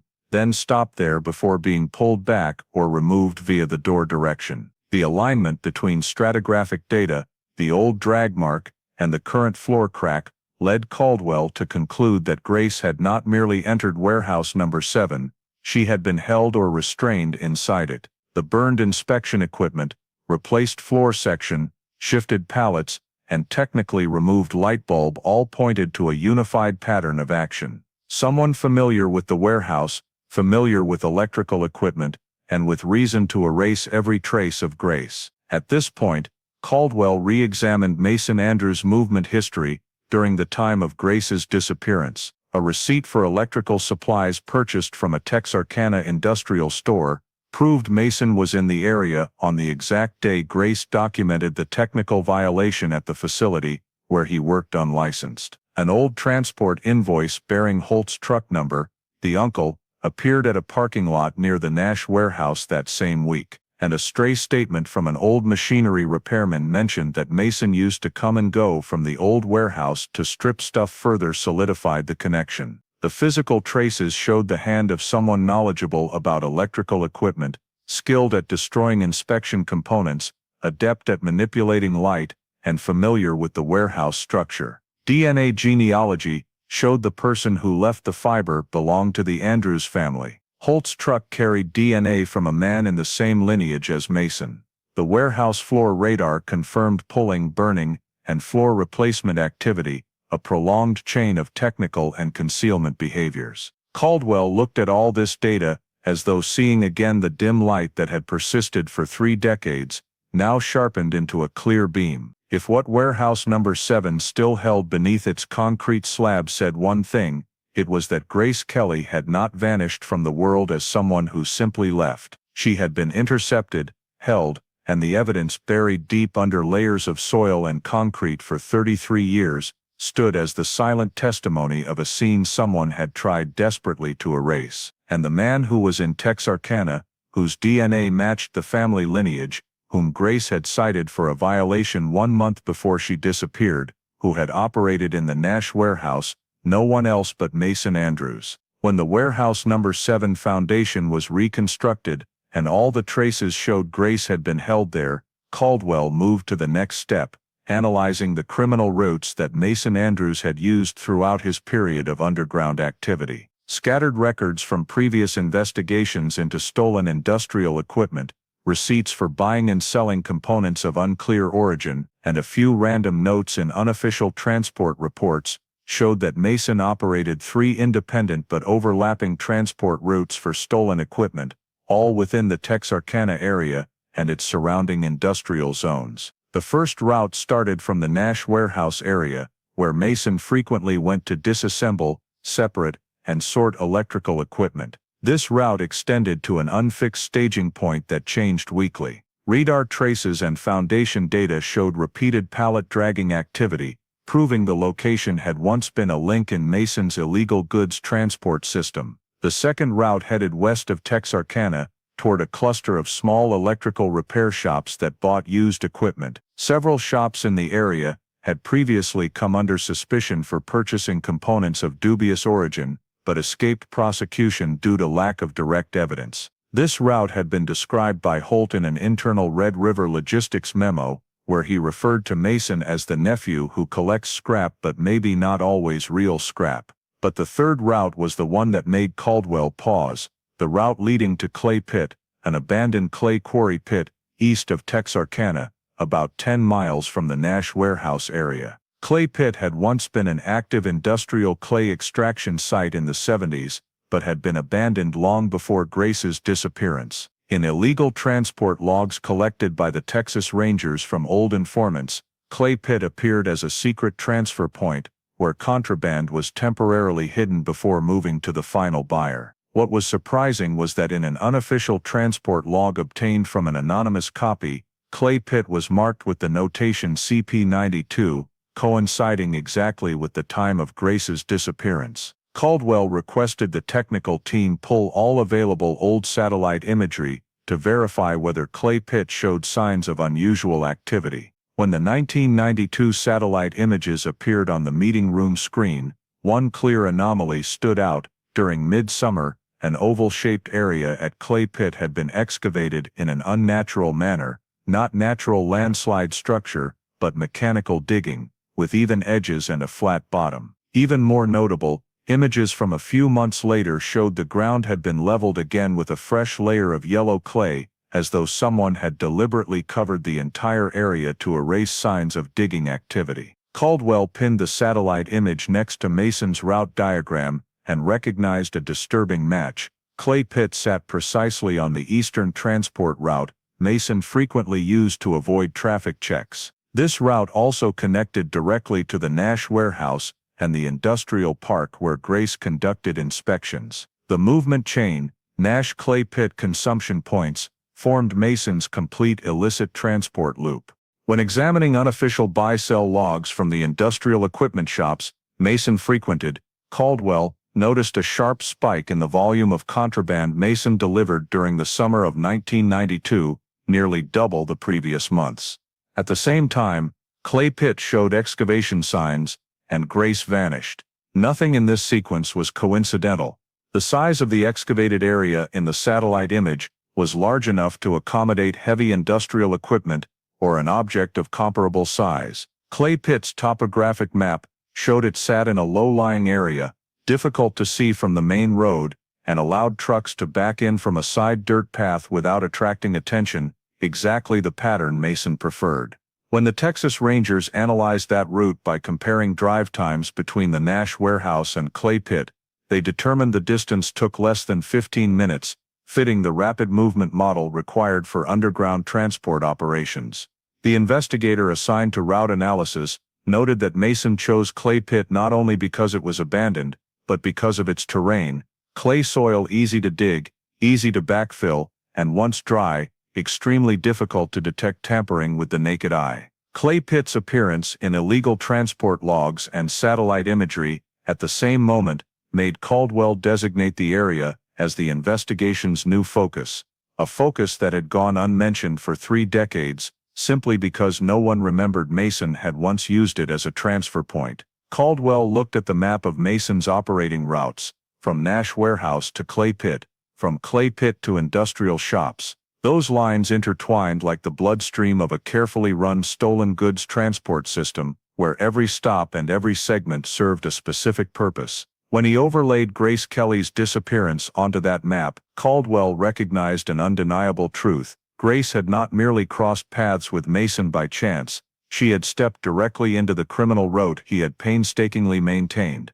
The route beginning at the Nash Warehouse and ending at Clay Pit. And now, with Warehouse Number 7's foundation reconstructed, with the partially burned fragment of inspection equipment recovered, with drag marks, resistive ash, and the replaced concrete layer confirmed, the link between Nash Warehouse and Clay Pit was no longer just a line on a map, it was the backbone of the entire route Mason had operated throughout the summer of 1992, the summer Grace Kelly vanished. Clay Pit became the central focus of the investigation, a silent stretch of land for 33 years, but possibly the place holding the answers Caldwell had sought since the first day he stepped into Warehouse Number 7. When Clay Pit was designated as the investigation's central focus, Caldwell immediately requested an excavation order for the area recorded as excavated in the 1992 satellite imagery. The Geological Survey Team, forensic soil experts, and Texas Rangers collaborated to establish a containment perimeter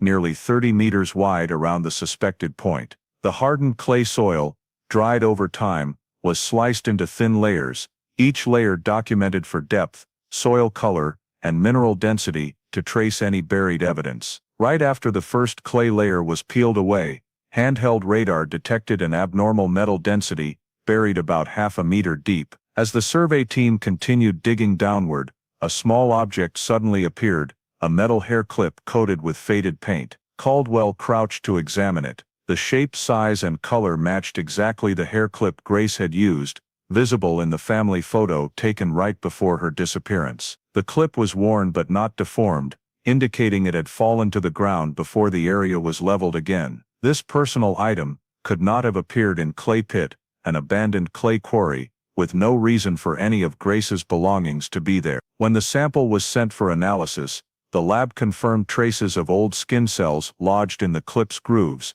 matching Grace's DNA from archived records. The first piece of direct physical evidence had surfaced, and it lay precisely on the transport route Mason had used. The excavation team continued expanding the search area in the direction matching the previously leveled ground edge. As deeper layers were removed, metal glinted again, an industrial inspection pen, exactly the type issued to Grace for documenting technical violations. The pen was snapped in half, its outer casing discolored from high heat exposure. Inspection pens were specialized items, not commercially available, but issued specifically to technicians. Each had a unique serial number, and when Caldwell forwarded the sample to the equipment archive, they confirmed this serial belonged to the batch assigned to Grace's inspection team in the year she disappeared. This discovery transformed Clay Pit from a suspected location into the first site with direct physical evidence linking to Grace. But it did not stop there. At a depth of nearly 1.5 meters, the excavation team uncovered clumps of silver-gray industrial duct tape embedded in the soil. When analyzed, the adhesive layer and fibrous composition matched exactly the type found outside Warehouse Number 7 and on the dashboard of Holt's truck. This was the third appearance of that tape, at the warehouse scene, on the truck, and now buried beneath Clay Pit's soil. 3 locations, 1 piece of evidence, a unified chain of actions. The tape had been torn hastily, not along a straight line, indicating the perpetrator used it to secure or bind something before tossing or burying it. This fit the hypothesis that Grace had been restrained, or her equipment wrapped tightly, before being brought to Clay Pit for disposal. As investigators continued sifting soil and separating metal fragments, they discovered a small, roughly cut metal piece with charred edges and adhering dry clay. The fragment was assessed as once part of an industrial device, possibly an outer casing or heat shield. When transferred to the lab, the forensic team applied fingerprint powder and laser scanning. No one in the room spoke when the result appeared on the screen. A complete fingerprint rested on the unburned portion of the metal, and that fingerprint matched Mason Andrews's record at 99.8%. For the first time in the 33-year case, the investigation had a direct fingerprint, not genealogical DNA, not structural inference, but clear physical evidence. The fingerprint sat precisely on a partially burned object, located in the excavated area, alongside Grace's hair clip and inspection pen. Caldwell stared at the screen and understood this was the turning point for the entire file. Soil analysis, at the metal fragment's location, revealed residual insulating chemicals, the synthetic resin type Mason commonly handled when repairing illicit equipment. This chemical was rare, did not occur naturally, and certainly not in clay pit's clay composition. It could only be present if someone had brought electrical devices there and attempted to destroy them. When this data was entered into the investigation map, Clay Pit shifted from suspected transfer point to high probability disposal site. There was no longer any doubt. Clay Pit was where Mason had taken Grace's belongings to eliminate evidence after her disappearance. Each peeled layer of soil uncovered a buried memory, and those small pieces of evidence fit together into an undeniable picture. Grace had been brought to Clay Pit, her equipment had been burned there. The duct tape used for binding or securing appeared at warehouse number 7. On Holt's truck, and under Clay Pit's soil, Mason's fingerprint rested on the burned object. The soil carried insulating chemicals, matching the type Mason used. Caldwell stood looking at the reconstructed image on the screen, clearly sensing one truth.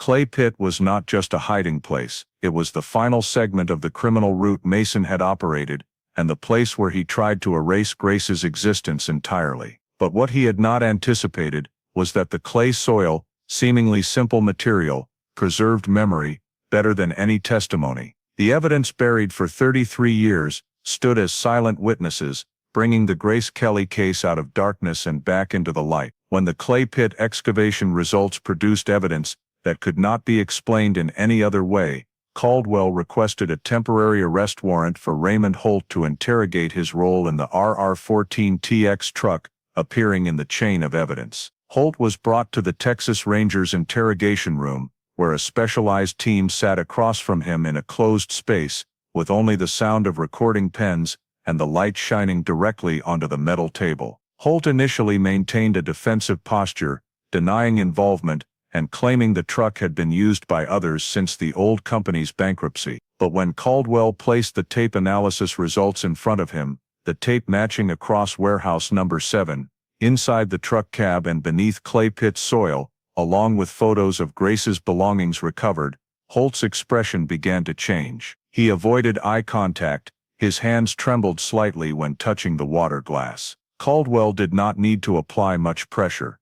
Holt understood exactly what was happening. After several minutes of silence, Holt sighed, his voice hoarse, and said he was not the one responsible for the entire matter, and the name he mentioned was Mason Andrews. Holt stated that Mason was the one who decided everything, while he himself was only involved in a small part, mainly related to transportation. He recounted that at the time Grace documented the inspection violation, Mason became unusually agitated. He feared that being caught with improper wiring would expose the entire underground electrical repair network and lead to his arrest. Holt clearly remembered Mason coming to him with a furious look, saying that Grace would ruin everything he was doing. That statement haunted Holt for many years, but he insisted he never thought Mason would go that far. When Caldwell asked what the RR-14TX truck had been used for, Holt no longer evaded. He admitted that he himself had handed the truck keys to Mason on the night Grace disappeared. Mason said he needed to transport heavy electrical equipment out of the warehouse because he feared Grace might return for a surprise re-inspection. Holt said he was not present inside the warehouse, nor did he know what Mason did there, but he admitted seeing Mason return in a confused state, his jacket covered in metal dust and smelling of burned chemicals. Holt described Mason as someone under immense pressure, constantly looking around and muttering about the need to erase the traces before anyone found out. This detail matched the drag marks, resistive ash, and the replaced concrete section in the warehouse, all pointing to one person with the skill and clear motive. When asked about the route Mason used, Holt recounted that Mason always avoided main roads for fear of traffic police attention. He typically took back dirt paths behind the industrial park, cut through sparse woods, then turned into clay pit, exactly the route Caldwell and the Texas Rangers had reconstructed in the crime diagram. Holt described clay pit as the place Mason always treated as a temporary storage, burying or hiding items before resale. He had never gone there himself, but knew Mason frequently used the spot because he had heard him say that clay hides traces better than concrete. The detail aligned perfectly with the excavation results. When cross-checking Holt's statement against timelines and physical evidence, the investigation team found every part of his account matched the technical data: the tape, the transport route, the drag marks, the partially burned equipment, even the presence of insulating chemicals. Holt did not describe Mason as a killer, but as someone willing to do anything to protect his illicit operation. He said, "I didn't think he wanted to hurt her, but he was afraid she would report it, and when Mason gets scared, he stops thinking straight." This statement provided the first direct insight into motive. Grace had cut off Mason's illegal revenue stream by documenting a serious violation, and Mason believed that if Grace continued inspecting or reported further, his entire network would collapse. This aligned with everything Caldwell had long suspected but lacked evidence to confirm. When the interrogation ended, Holt bowed his head, his voice slowing, and said he could no longer bear carrying that secret for 3 decades. He confessed his own involvement, handing over the truck keys, asking no further questions, turning his back and letting Mason do whatever he wanted. Though Holt provided no new physical evidence, this confession connected the scattered points: the vehicle's role, Mason's behavior after the inspection violation, the route used for disposal, and the tension Mason displayed exactly when Grace vanished. With Holt's statement, Caldwell gained a powerful new investigative foundation to shift the entire focus onto Mason Andrews, the person to whom genealogical DNA, the fingerprint, the transport route, and the motive all converged in a single direction. This was not a full confession, but it was a crucial piece that strung together the criminal logic and pushed the investigation back to its true center: Mason Andrews and the actions he had tried to bury beneath the soil of Clay Pit for more than 30 years. After Holt's statement confirmed the route, motive, and Mason's role in the chain of events leading to Grace's disappearance, Caldwell redirected all efforts toward tracking down Mason Andrews. However, archived records showed that Mason had vanished from Texarkana right after 1993, leaving no clear administrative trail. When the federal data analysis team expanded their trace, they discovered Mason had not truly disappeared. He had erased himself by living under false identities for more than 3 decades. Tax records, residency declarations, and commercial transactions under his real name stopped abruptly at the end of 1993. After that point, no records appeared under the name Mason Andrews, but in their place emerged a series of unfamiliar identities, each partially matching information Mason had once used when purchasing electrical supplies. The surname Andrews was replaced with Anderson, Andrus, or Anders. Birth dates were shifted by a few years. Social security numbers were raw issue types, not matching any expected database entries. These patterns were characteristic of someone deliberately living off the grid: no bank accounts, no loans, no marriage registrations, no titled vehicle purchases, yet still existing through cash transactions in manual labor trades, such as electrical repair, mechanics, welding, or heavy equipment refurbishing.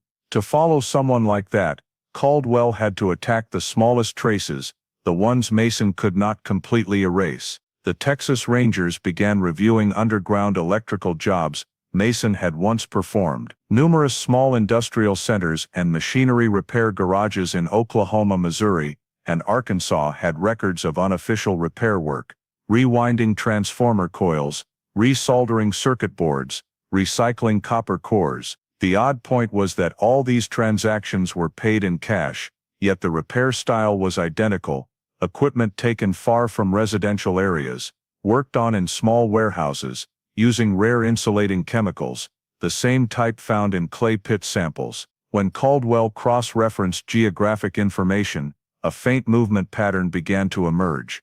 Texarkana, Little Rock, Springfield, Poplar Bluff, eastern Missouri. At each point there were traces of an unnamed technician, highly skilled in industrial electrical equipment, but never using his real name. The breakthrough came when the investigation team located an old garage in Missouri that had closed in 2008, but surviving archived records showed a M. Anders had repaired numerous pieces of industrial equipment for the owner. Among the old paperwork was a pencil-written invoice with a faint signature in the lower corner. When enlarged and analyzed for stroke patterns, the forensic handwriting unit concluded the swirling stroke style, letter slant, and the way the M was formed matched exactly Mason Andrews' handwriting samples from 1992 records. For the first time in 33 years, the investigation had a direct handwriting link between Mason and a specific location. Caldwell realized Mason had not vanished. He had simply kept moving between cross-state industrial repair points. But the most surprising find came from the Federal Labor Tool Registration System, mandatory for industrial electricians purchasing numbered, certified specialized tools. In 2024, a technical supply store in Kansas entered a serial number for a heavy-duty industrial resistance tester into the system. The invoice showed the buyer signed as Mark Anders. When the forensic unit ran the signature data through analysis, the match reached 97%. Not only the signature, but the numeral style matched slanted 2S, 7S with a crossbar, characteristic of Mason's handwriting. The point-of-sale geolocation showed the transaction occurred at a store along Interstate 70, one of the major corridors running from Missouri back toward Texas. Immediately afterward, Caldwell requested archived camera footage from the technical supply store. Although the video was grainy and captured only silhouettes, basic gait and anthropometric analysis showed walking style, height, and the way tools were held consistent with Mason's younger profile adjusted for age. This did not provide facial identification but confirmed behavior involving the purchase of industrial-grade tools, exactly the field Mason had worked in his entire life, a sign he was still active in the black market trade after more than 30 years on the run. With all this data, Caldwell coordinated with U.S. Marshals to establish a tracking network, compile lists of every store selling heavy-duty tools within a 200-mile radius of the transaction site, flag unusual cash purchases, monitor older trucks or vans registered under variant identities, Anders, Andrus, or Anderson. The automated license plate recognition system at toll booths recorded a gray 1998 van registered to Mick Andrus traveling Missouri, Kansas, Oklahoma, in a pattern consistent with a mobile laborer. When cross-checking the license plate photos, the investigation team realized the registration had been obtained with invalid paperwork, a common evasion technique used by transient industrial criminals. Caldwell assessed this as the breakthrough. It had taken 33 years, but the traces Mason left had finally formed a continuous thread: false identity, electrical equipment transactions, pencil signature, labor tool registration system, vehicle movement.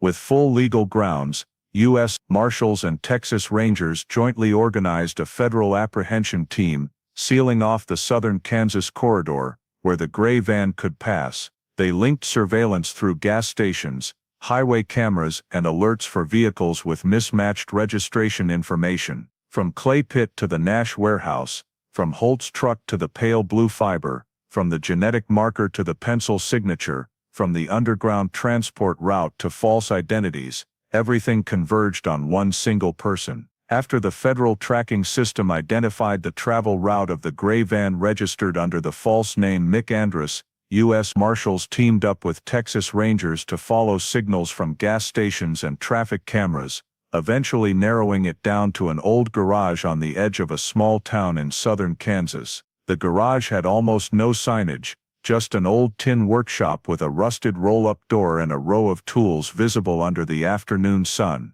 As the force closed in, the van was spotted parked right by the door, engine still warm, indicating the user had just returned. Caldwell gave the signal, and the strike team moved in. Mason Andrews was found in the back of the garage, disassembling a small transformer, hands covered in oil, next to a workbench cluttered with electrical wires, soldering irons, insulating coils and segmented industrial equipment. When he recognized the federal team, Mason did not run but stood motionless, face darkening, not with fear, but with the long-practiced wariness of someone accustomed to living outside the law.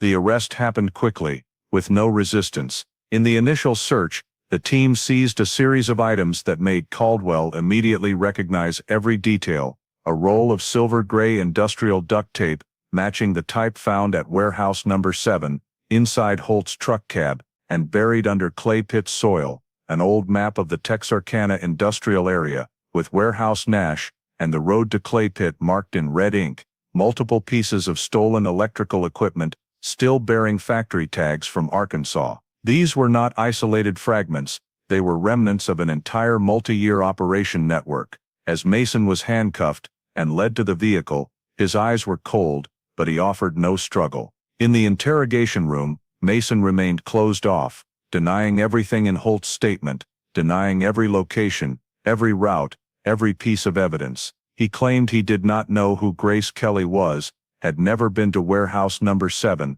and had never used clay pit. Every answer was rigid and repeated in a mechanical tone, as though he had rehearsed those denials for many years. Caldwell did not push Mason into a corner. Instead, he placed the detailed timeline the analysis team had built in front of him, the route Holt described, the timing of Mason's transactions, matching the exact day Grace conducted her inspection, receipts for supplies tied to the Nash warehouse location, the CP92 notation in the transport log, satellite images showing clay pit excavation during that summer, and Holt's account of Mason's panicked state after Grace discovered the violation. A long chain of facts assembled into an inseparable sequence. Mason stayed silent, eyes slightly narrowed, as if searching for any gap in the confrontation, but he did not directly refute each point, because he knew every rebuttal would invite demands for specific proof. Caldwell slid the final DNA file across the table.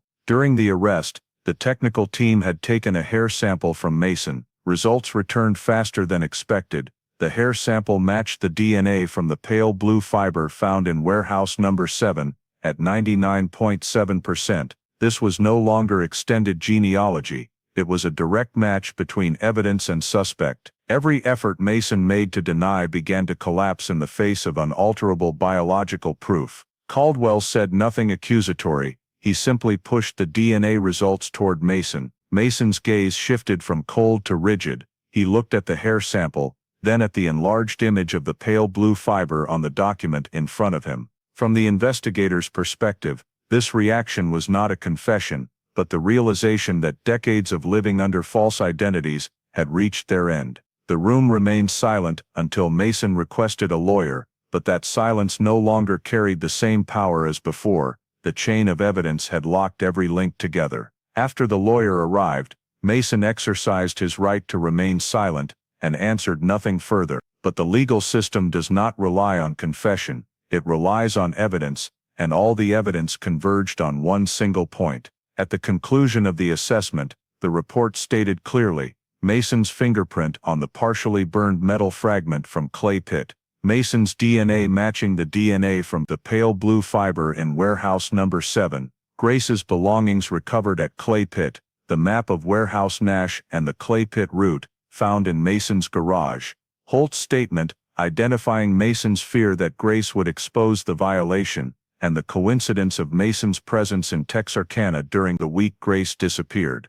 Based on this comprehensive summary, an indictment was signed that same night. Mason Andrews was formally charged with kidnapping, unlawful detention, assault, and destruction of evidence in connection with the 1992 disappearance of Grace Kelly. The case he had believed for 3 decades had been buried forever beneath the clay soil of clay pit. After Mason Andrews was arrested, and a series of physical evidence was confirmed, Caldwell and the Texas Rangers team focused on the most important task, reconstructing exactly the final 24 hours of Grace Kelly. No longer a chain of speculation like 3 decades earlier, This time they had enough crime scene data, physical evidence, roots, witness statements, and biological evidence in hand to fully reconstruct every movement that took place on the day Grace disappeared. The chain of events began from the moment Grace stepped through the steel door of warehouse number 7. The only witness who saw her enter described a brief interval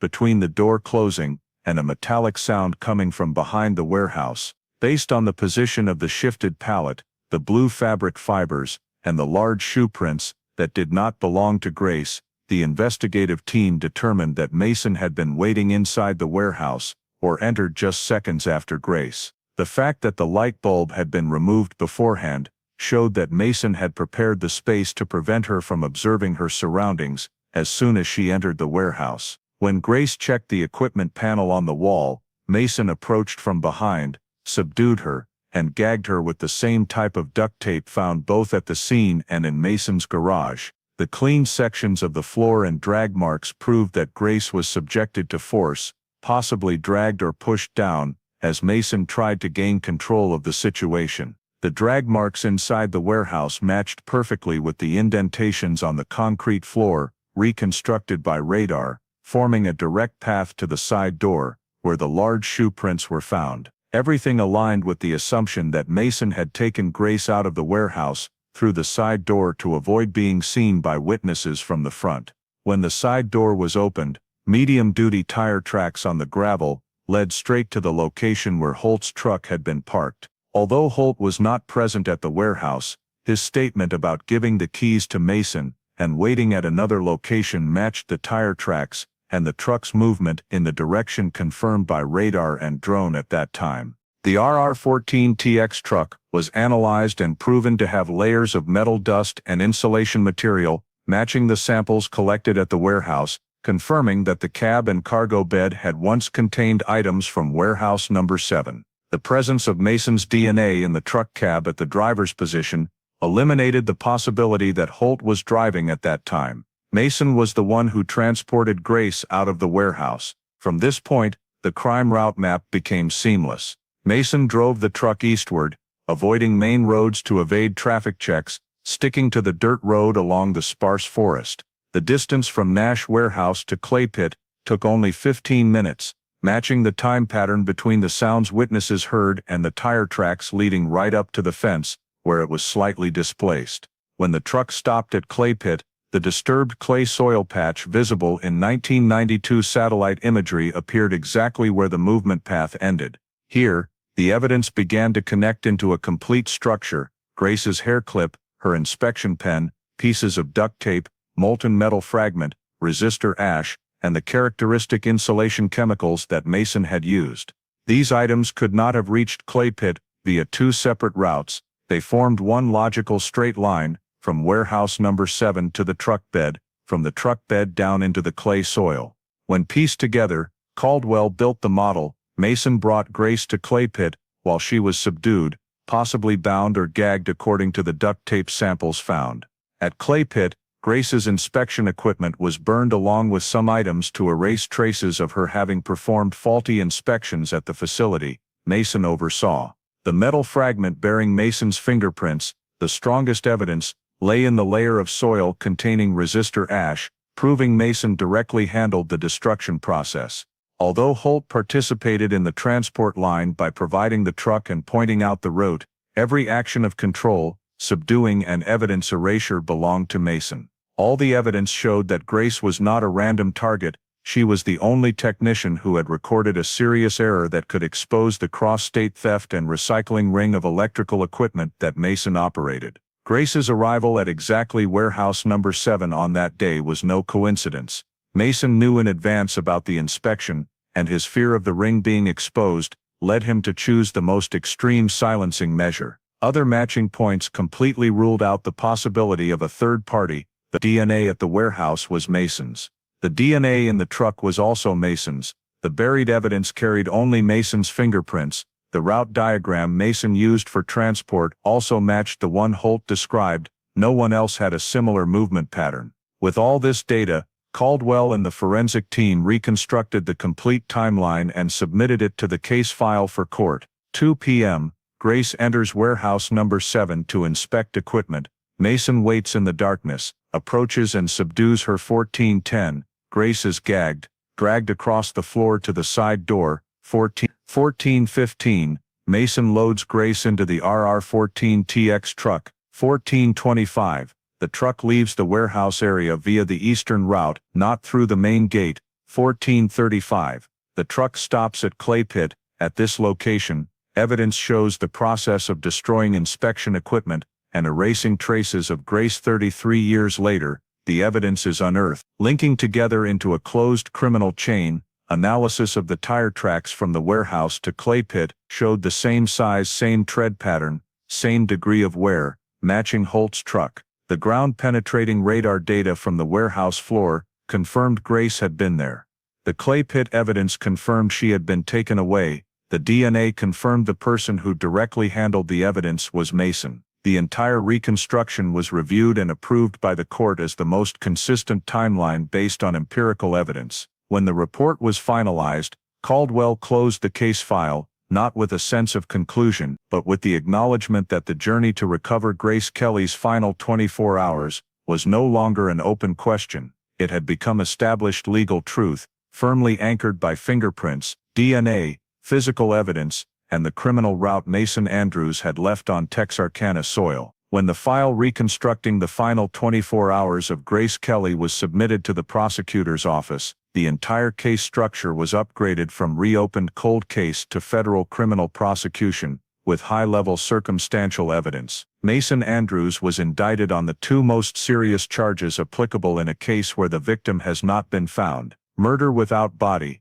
the form of murder without a corpse, but with sufficient physical evidence to convict, and kidnapping under federal law. Applying the murder without body charge required three legal elements: 1. Forensic evidence showing the victim is no longer alive; 2. A chain of evidence that cannot be explained in an innocent direction; and 3. The suspect's actions leading to a high probability of death. 21 pieces of evidence were listed by the prosecution, including 8 key items: blue fabric fibers carrying Mason's DNA, a tuft of Mason's hair matching 99.7%, Grace's hair clip, Grace's inspection pen, industrial duct tape matching samples across all 3 scenes, the burned metal fragment bearing Mason's fingerprint, the rare insulation chemical, and the section of concrete floor replaced in 1992, coinciding with the time Grace disappeared. This was a chain of evidence strong enough to surpass the most critical legal standard.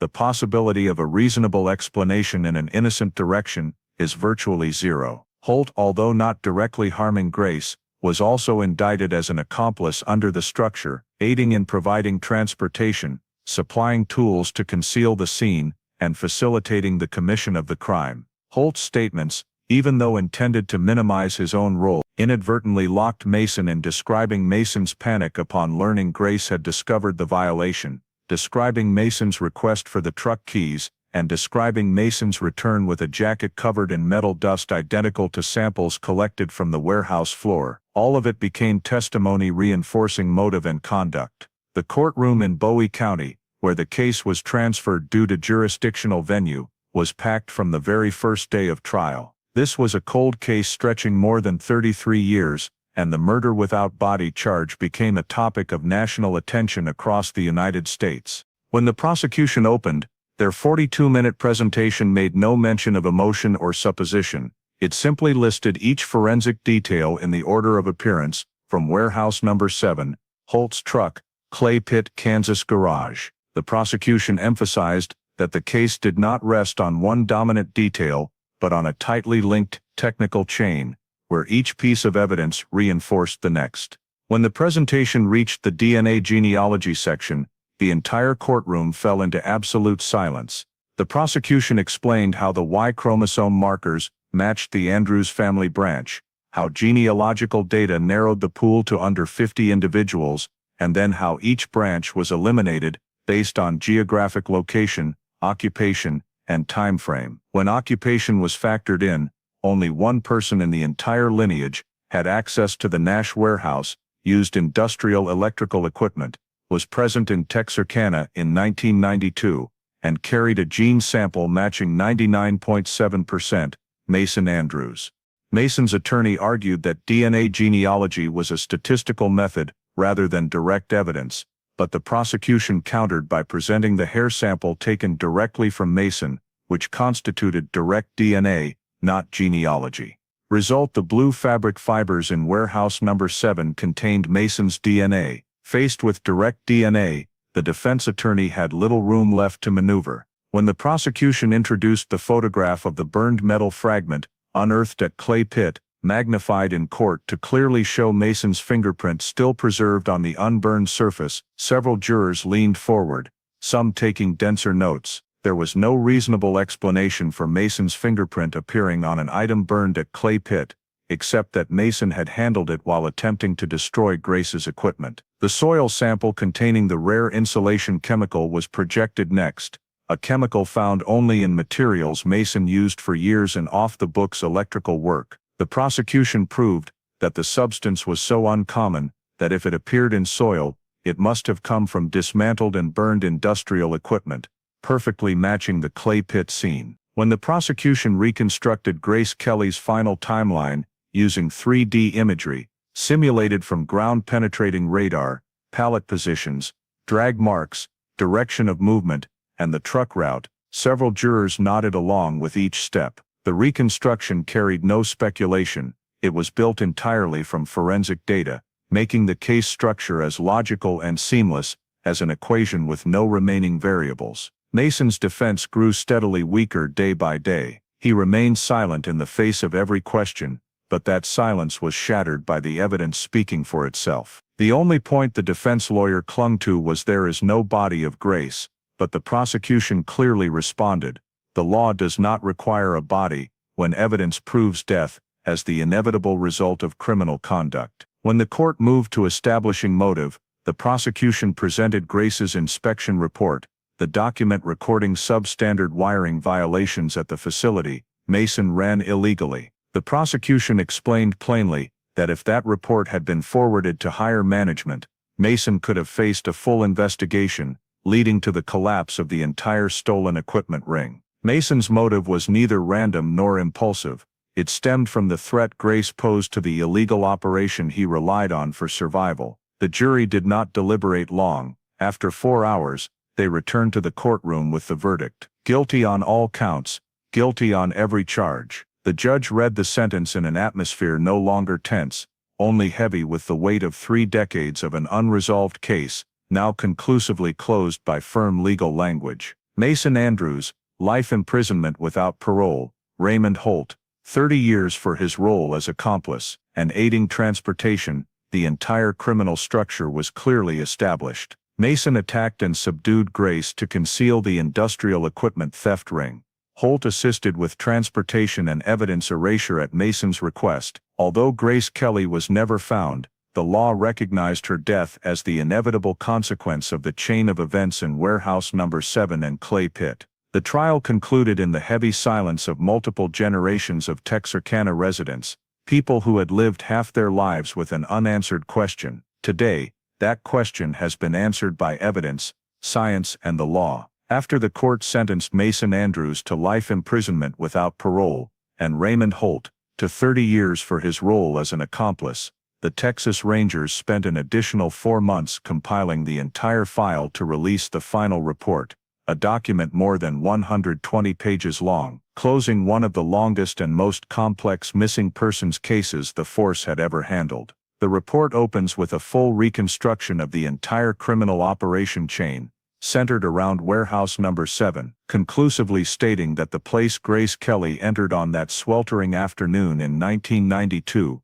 was not merely an abandoned warehouse, but a transfer point for stolen electrical equipment in Mason Andrews' multi-year operation. The report clearly describes how Mason used the Nash warehouse before Red River Logistics went bankrupt to hide equipment, strip components, alter identification codes, and resell on the black market. The thick layer of dust and pallet skid marks once thought to indicate abandonment were, through structural analysis and stratigraphic comparison, identified by the Texas Rangers as actual remnants of continuous industrial equipment dismantling activity over many years. When Grace Kelly was assigned to inspect this area, without any knowledge that warehouse number 7 had functioned as a secret transfer hub. She became the first outsider in nearly a decade to enter the space Mason had worked so hard to keep hidden. The report concludes that Grace was silenced by Mason not because of personal conflict or momentary misunderstanding, but because she held information capable of dismantling his entire illegal operation. The description of the moment Grace discovered the wiring violations and requested a halt to operations at the facility Mason oversaw was included in the report as the triggering point for the criminal motive. Mason understood that if Grace's report reached management, he would not only lose his revenue stream, but could face a full investigation into years of criminal activity. The report provides a detailed psychological analysis of the suspect. Mason was not the type of criminal who planned long-term harm to others, but he exhibited an extreme defensive mindset. When he felt the operation was threatened, he resorted to violence to protect it.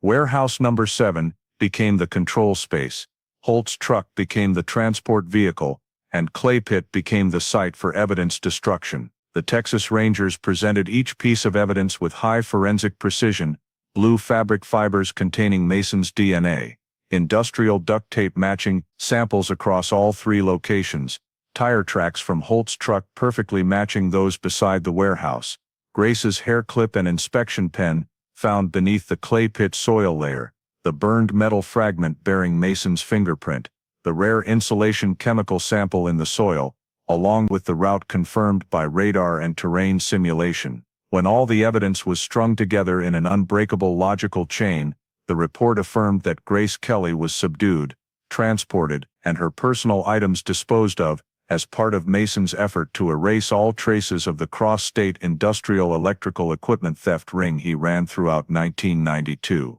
A significant portion of the report highlights the role of DNA genealogy technology, referred to as the family tree map of truth. If in 1992 forensic science could only follow visible traces, then in 2025, a blue fabric fiber, less than 2 centimeters long, contained the entire answer the investigators had sought for more than 3 decades. This technology identified the Andrews lineage, narrowed the suspect pool, linked Mason's DNA to the blue fiber, and later reinforced it with the hair match.